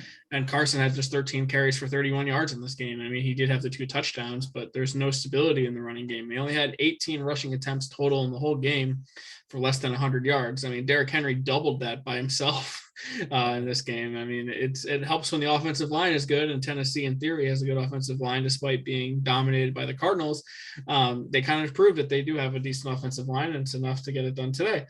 The Seahawks, I just think they're a flawed roster, and that was my concern with them coming into the season. I thought the defense played really well week 1, but maybe that is the Colts. Maybe that's Carson Wentz helping out there. But losing at home is something you don't see a lot from Seattle, and it's alarming to me when you lose to a Titans team that also showed their flaws in week 1. So I'm not saying Pete Carroll's on the hot seat, but I'd be pretty disappointed if I'm a Seahawks fan that you lose this game. This is a game you should win, and I know Derrick Henry's a beast, but I feel like he's the focal point, and you should be all hands on deck to stop that guy. So I mean, the Seahawks become the first team in the West to have a loss, and they join the Chargers as the only 2 teams in the Western Conference. The Chiefs actually too. Yeah. So, we expected them to go undefeated, and they didn't. So, the Seahawks, I think I agree with you. They are the worst team in the division for obvious reasons, but I still think the quarterback is good enough to keep them relevant, and they will win some games, and then they'll be there in the end with a chance to make the playoffs. So, yep, agreed. Big win for the Titans. I don't think that can be understated. All right, so let's talk about now. This is why these shows are long, man. We do 1 show a week, so we got to talk about the games coming up now. So let's get into it. Let's start Thursday night football here. Let me just shift my schedule to week 3. And look, you see the Texans, and you're like, all right, well, don't like that, but you would have liked it more if Tyrod Taylor was going to play, and he's already been ruled out. So you got Davis Mills coming in here, and look, this feels like a nice 3-0 start for the Carolina Panthers starting on Thursday. And Sam Darnold, this is a chance for Sam Darnold on a national stage to say, hey, I'm not a Jet anymore, and Adam Gase isn't my head coach anymore either. Sometimes I go with my brain, sometimes I go with my gut, and you know what? I'm going with my gut here. Houston's going to win this one, baby. The Texans are going to rise from the dead. Davis Mills is not going to do anything, but they're going to run the football. They're going to run the football, and they're going to run the football, and they're going to play good defense.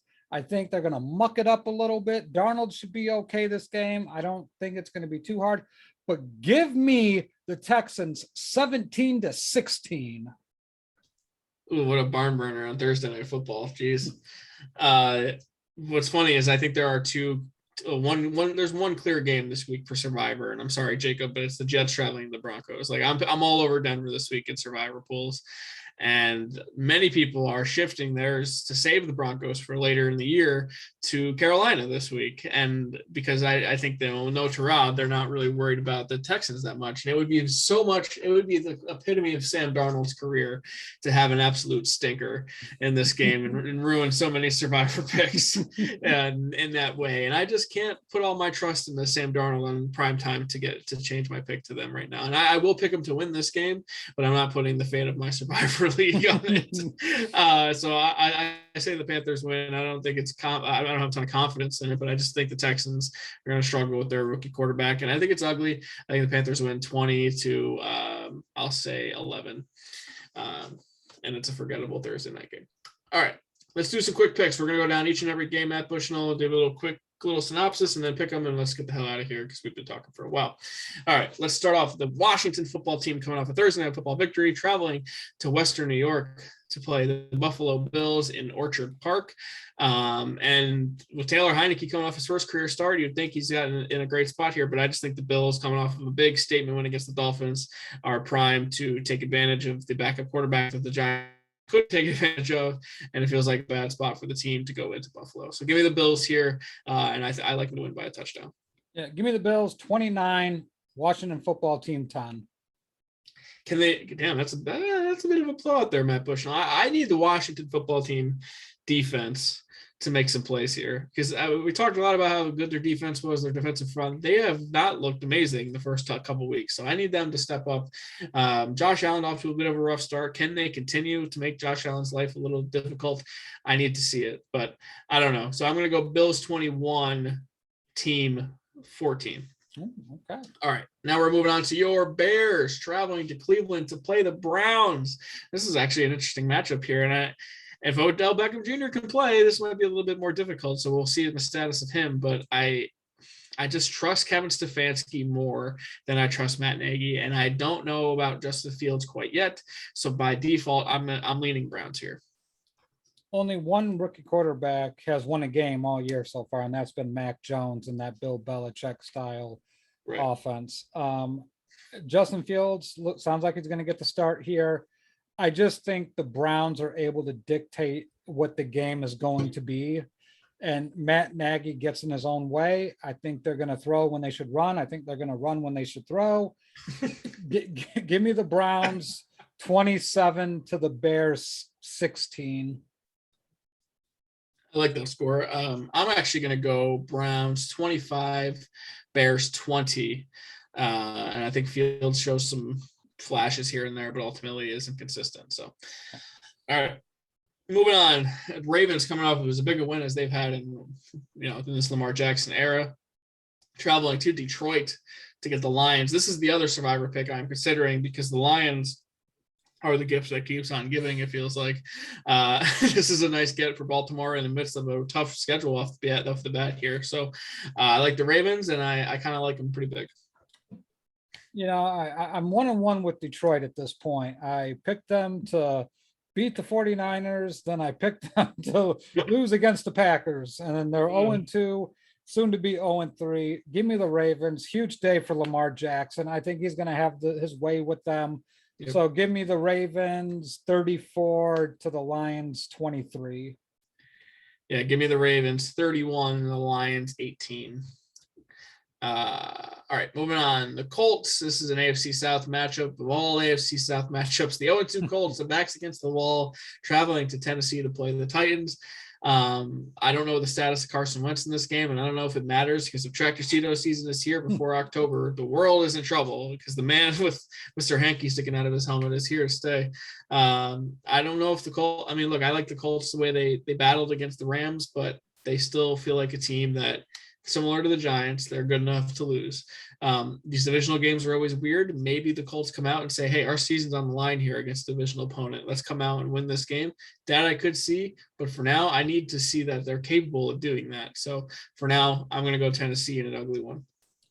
Yeah, I think Tennessee here. I think the Colts will stop Tractor Cito, but I'm expecting 2 huge days from not only AJ Brown, but also Julio Jones.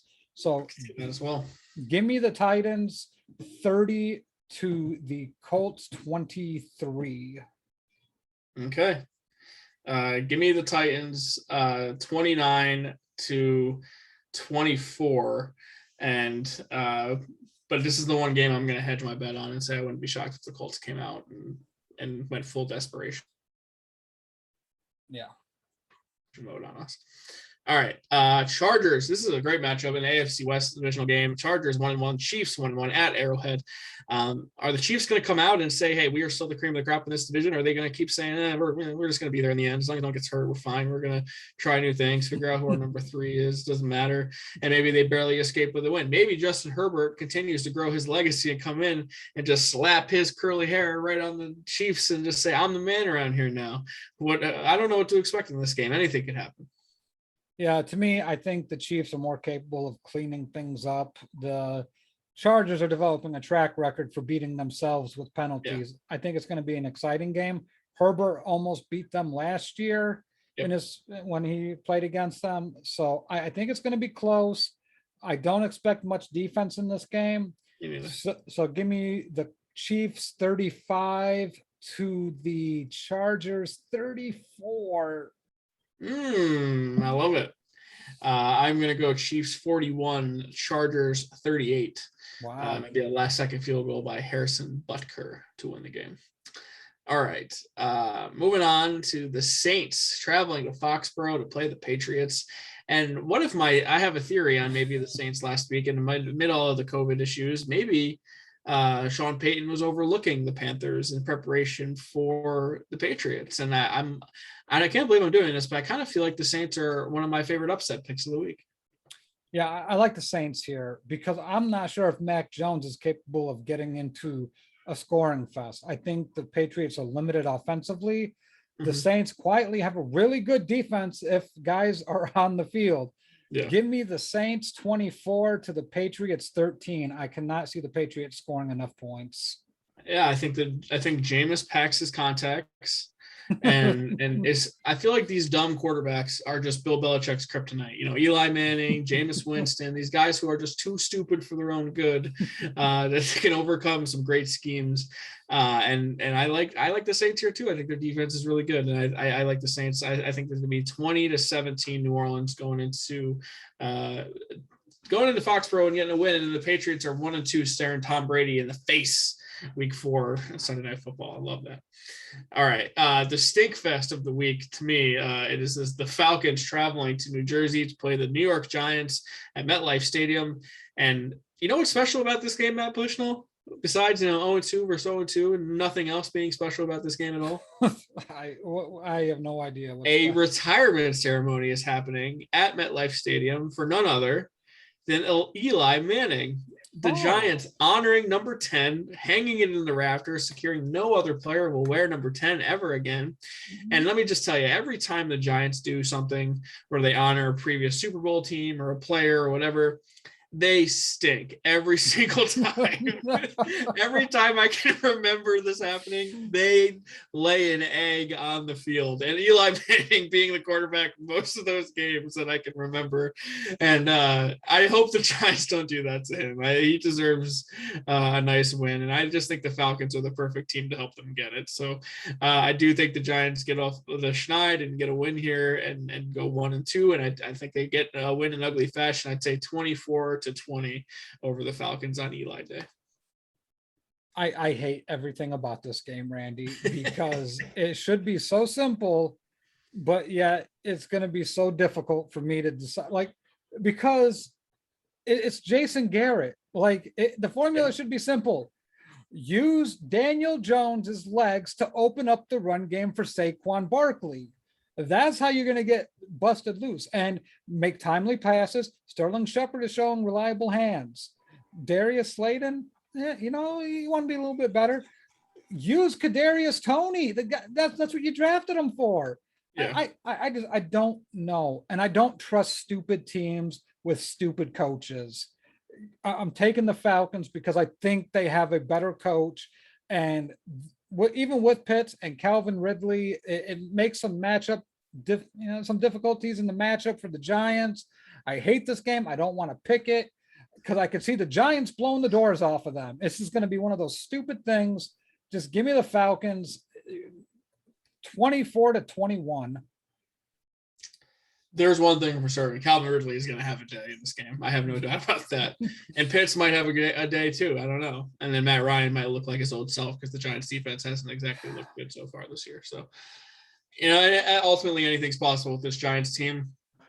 Yeah. I think the Falcons defense is bad to make.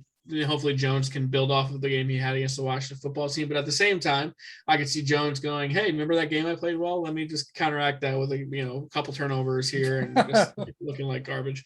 We'll see. I like the Giants to get their first win. And if they don't get their first win, I don't know where that first win's coming from on the schedule. That's all I'm saying. All right.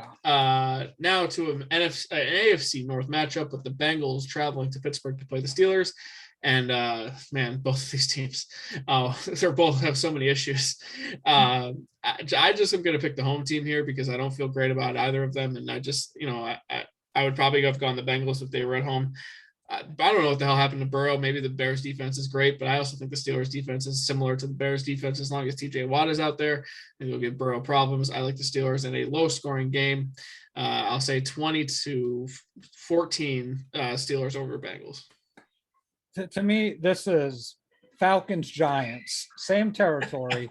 I hate this game. I wouldn't bet on it either way because both these teams, like you said, I don't like either one of these teams because I don't think they can sustain anything. I think absolutely you can draw comparisons to the Bears and the Steelers. I think that is more than fair. Mm-hmm. So to me, I think what I see is a strong rushing attack from Najee Harris. The Bengals have a good defensive front. There's a lot of money in that front. And I'm going to take the upset here. I'm going to take the Bengals to pull this out on a Jamar Chase, his third consecutive game with a touchdown reception over 40 yards. Give it to me, Jamar. Bengals 17, Steelers 14. Can I get some Tyler Boyd love in there? I need some Tyler Boyd fantasy points in my life. All right. The Cardinals 2-0 traveling to Jacksonville to play the 0-2 Jags, and I just gotta say, I just feel like this is blowout city. I don't know how the Jags keep up with the Cardinals in this game. The Cardinals offense feels unstoppable at the moment, and the Jags don't offer too much resistance as is. So I like the Cardinals big. Give me them by 2+ touchdowns. Yeah, if the Jaguars refuse to run the football, the sun's going to get low real quick on those Jacksonville Jaguars this Sunday. Give me the Cardinals 38 to the Jaguars 7. 7. Wow. That offense is so just dysfunctional. Right. I like the Cardinals 37 to the Jags 20. Okay. Let's move on now to my survivor pick of the week. The Jets traveling to Mile High Stadium. The Broncos home opener. They started the year back-to-back road games. Now they get to welcome their home fans undefeated, and they get the lowly Jets. So what a gift to have if you're a Broncos fan. What a time to be alive in Denver, Colorado. Love Teddy here. Give me all the Broncos. Start every Bronco you have in fantasy. Just love this spot for the Denver Broncos and poor Zach Wilson. I think it's going to be a tough day for him against that secondary. I like the Broncos to win big. I'll say 27-9. So Zach Wilson goes against a defense last week that doesn't have a lot of names, but it's a good scheme, well run. Now he's traveling to Denver with Von Miller and Bradley Chubb, and then that secondary, it just goes from bad to worse. And this is why you needed a veteran quarterback. Much like the Bears wanted to get through this. I guarantee you, the Bears did not want to start Justin Fields against the Browns. I guarantee you that was not the plan. And the Jets should have had a quarterback to get them through this patch because Denver is going to absolutely make life hell for Zach Wilson. Broncos are going to win this one. I think it's going to be somewhere. The Broncos are going to probably put up 26 points ish. I'll say 27 to the Jets 10. Okay, similar scores for us there. All right. Not too far away, maybe further than I realized, but over to Vegas. To same part of the world to me. I don't know. I've been criticized for my geography before on the show. That's okay. But the Raiders hosting the Miami Dolphins, and it looks like Jacoby Brissett at quarterback here. And the way that Derek Carr and the Raiders have been playing, I just love them in this spot. I think they're going to be 3-0, just like Matt Bush just signaled to those in the Facebook group who are watching live. Derek Carr's MVP narrative continues in this game, and I like the Raiders to win big. I'll say 31-10 Raiders. Yeah, I don't know how the Dolphins keep up. I mean, both against New England and against Buffalo, you don't put up points, and you're going to go against Vegas, who one thing they're really good at is throwing up a lot of points. Mm-hmm. And Ruggs has got speed. Darren Waller just kills you in the middle of the zone area. Hunter Renfrow just eats you alive on the corners, on the edges. Just to me, this just screams Raiders. I'm taking the Las Vegas Raiders 27 to the Dolphins 13. All right. Now time for the game of the week. It is criminal that this is not a primetime game. This could be a potential NFC championship preview. I love this matchup. I think this will be the NFC championship. This is the Bucs traveling to LA to play the Rams, and this is by far the game of the week. I love this matchup here, and this is probably the toughest game the Bucs are going to have all year. And if I learned anything about the Bucs the first 2 weeks is that, and I said this before in our week 1 preview, that their secondary can be had, and I expect the Rams to take advantage of that in this game. I think they love to air it out. I think that's their whole plan to begin with, and I expect Cooper Kupp and Robert Woods, maybe Tyler Higbee to have nice games in this. Maybe Van Jefferson has a nice game. Maybe Deshaun Jackson finally makes an impact in a game here. I don't know. This is Tom Brady's first ever time playing in Los Angeles in his entire 22-year career, which is pretty remarkable. And I don't think they get boat race. I think this is just an absolute shootout, and I like the Rams to give the Bucs their first and maybe only loss of the season, and I like them 38-35. So Tom Brady has faced Sean McVay once, and he beat him. Bill Belichick too, by the way. Yeah, Bill Belichick. Ooh, held him to 3 points. That helps. Do you know what week is after this one? Bill Belichick. Exactly. Now, most players you would think, okay, they're going to overlook this week because it's a big grudge match for Brady. You better bet your bottom dollar Brady that game against New England is circled. It's in red. He wants to beat the living hell out of New England. To me, this Rams game, he's not going to lose focus. I think it's going to be a really good game. But if you take a look at all the teams that can match up against Aaron Donald, this is the team. Yeah. They have a really, really good offensive line. You want to move Donald out to end? Well, guess what? You got Tristan Wirfs out there. Mm-hmm. Their center is just a nasty, dirty player, which is kind of what you need against a player like Aaron Donald's caliber. So to me, you just mentioned all that. The Rams have Jalen Ramsey, but he can't guard Gronk. And I think the linebacker position for the Rams is pretty weak. The Bears were able to dink and dunk and move the ball at will against the Rams. Mm-hmm. And, even the Colts were able to move the ball when they got into a rhythm against the Rams. I'm going to take the Bucs here, and I'm going to take them 27-26. To me, the Bucs have that formula down pat. Brady's not going to lose a close game. Okay. See, I thought about it, and I was like, if this is a Patriots-Belichick game, I absolutely like them to beat the Rams because I think that they would have taken away Kupp and taken away Stafford's favorite weapons and made him uncomfortable. I like the Bucs defense a ton. I just don't know if it's the same. Like, I don't know if Todd Bowles will be able to come up with a similar scheme to shut him down. I mean, maybe. I think they're certainly talented enough, but I just think the Rams at home will be coming out ready to make a statement. And then what better way to do that than beating Tom Brady at home? So All right, we'll see. We're both going at each other now. We'll figure out who's right come next week.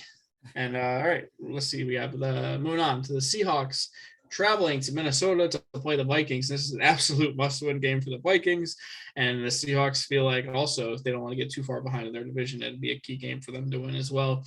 I don't trust either of these teams. This is the crazy thing is like I don't know. I can't say with like confidence who I think is going to win this game because ultimately I don't think I can't trust either of them at all. I guess what it comes down to is I trust Russell Wilson more than anyone else in this game, and I feel like I'll let him determine my fate. So Yeah, Randy, you just basically said right what I was thinking. I trust Russell Wilson more than I would ever trust Kirk Cousins. So give me the Seahawks. I'm guessing somewhere like 21-17. okay, I like the Seahawks. I'll say 26-21, and I still don't have any idea. I don't trust either of them as far as I can throw them all. Yeah. I don't trust anyone. All right, primetime game, Sunday Night Football. It is the Green Bay Packers traveling to Santa Clara to play the San Francisco 49ers. And earlier in the comment section, Henry said this could be a game where you see a lot of Trey Lance, and that just gives me Colin Kaepernick flashbacks. If you're a Packers fan, you have PTSD of running quarterbacks for the Niners, making your life hell. So we'll see if that happens. But the Packers getting a nice bounce back win last night. The Niners are 2-0. I don't know I think Aaron Rodgers is sick of losing to this Niners team. I just kind of like him in this spot, and that's really the only reason why. I mean, I feel like he's lost to them so many times, and I love the Niners defense, so maybe it's not even possible. But something just tells me the Rodgers is just ready to come out and just say, screw the Niners. I'm sick of losing to them. Where's this at? This is in California. Okay. Yeah, Rodgers' hometown. I trust Rodgers. I do. But I don't trust the Packers run defense. I don't either. This is just a terrible matchup for the Packers in every imaginable way on that side of the football. I think Rodgers and the offense can put up points against the Niners defense, and the Niners didn't look great. But I think Philly committed to stopping the run, and they dared Jimmy Garoppolo to beat them. And Jimmy G, they beat him, but Jimmy G didn't give you like those positive, oh my God, I believe in this guy type of vibes. I'm going to ride San Francisco here because I just think that running attack is just too good. I think it's going to be close. It's not going to be a blowout, but I just don't believe the Packers can stop the run against a team that always wants to run. Yeah. Give me the 49ers 28 to the Packers 24. At some point, not having any running backs has to matter, right? I mean, I know I don't like running backs, but at some point you have to have a running back to run the ball. So I worry about that aspect. And then if you're the Packers and you look at how the Eagles approach them, and I'm like, why don't more teams do this? Why don't they just sell out on the run game? Make Jimmy G and Deebo Samuel and Brandon Ayuk beat you, and then George Kittle. Why don't you make a play, man? I feel like George Kittle's been pretty irrelevant all year so far. So maybe this is the game George Kittle breaks out. But I'm waiting for George Kittle to have an old school Kittle type game. So to me, I would approach it the same way Philly did, and I think eventually not having any talent in the backfield catches up to them. And this could be the game for me for that. So I like the Packers in a close one. I think Rodgers finally beats the Niners. I like him 27 to 26 in this game. All right. Now Monday Night Football. Eagles traveling to Arlington, Texas to play the Dallas Cowboys. And I can't wait to hear Eli and Peyton talk about this game. It makes Monday night so much better to listen to those two shoot the shit about football. They know more about football than anybody. And Eli going in there and be like, hey, my autograph's in the locker room. I opened the building with an L against Tony Romo. I can't wait. So in theory, to me, I would love to pick the Eagles here, but I'm not going to. I just think the Cowboys are ready to finally be home. They have not had a home game yet. And I think their high-powered offense is just going to be too much for the Eagles to handle. And I don't know if the Eagles can keep up the scoring with the Cowboys when they're playing at their peak ability. So I like the Cowboys here.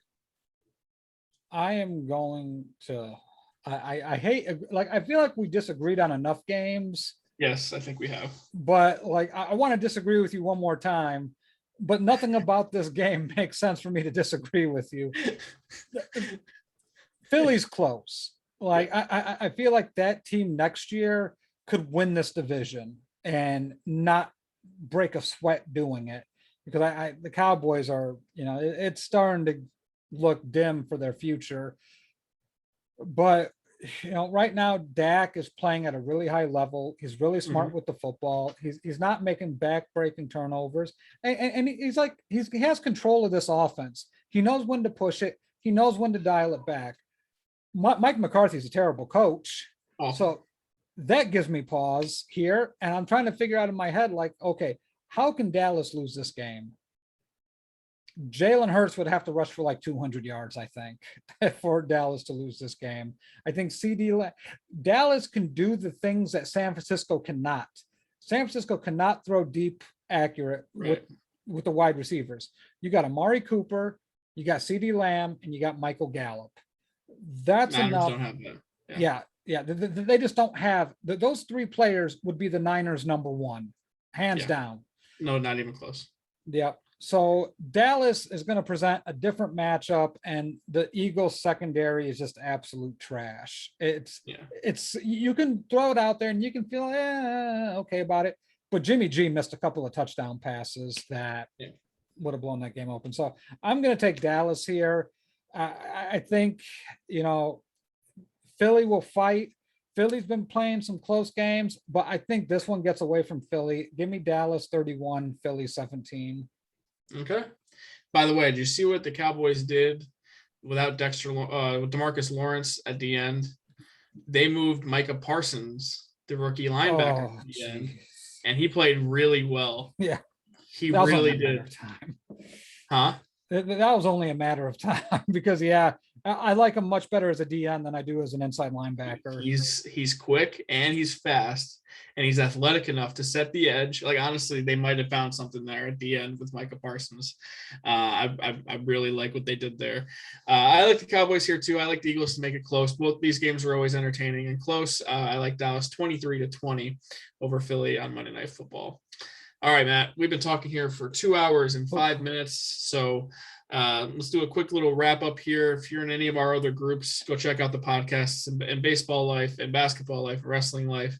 I'm not going to go down the line. If you're listening to us still at this point, you know the drill. You know who's good. You know when the shows are. You know who the shows are.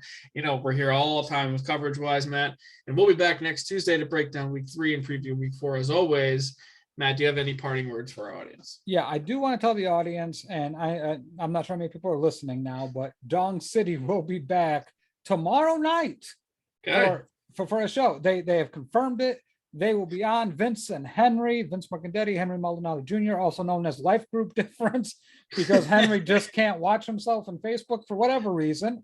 And they'll be on at 8:00 Eastern, 7:00 Central, 5:00 Pacific, and they are going to be breaking down some, very intriguing what's going on in baseball nowadays. And I'm sure, Randy, they're going to be talking about the Ohtani versus Vlad. But my final word is this. Rookie quarterbacks after the COVID season were bound to take a step back. It doesn't mean they're bad. Don't give up on Wilson, Lawrence, Fields, Lance, or Jones. They should all be fine. Words of wisdom from Matt Bushnell. Bet update, Yankees up 3-1, but getting late early for my Yanks. And we should have a finalization on that bet. If not next week, the following week, if the Yankees miss the playoffs. We will know pretty soon. So baseball season quickly coming to an end, and our bet results quickly approaching, Matt. Yeah, White Sox are playing like shit. Right. At least you got the playoff spot locked up. Yeah. Well, if you're listening, if you're watching on Facebook, watching on YouTube, listening on any of the audio-only platforms, we greatly appreciate making us a small part of your day, wherever you are maybe listening, however you may be listening. Thank you, thank you, thank you. On behalf of Matt Bushnell, I'm Randy Hammond. See you guys next week.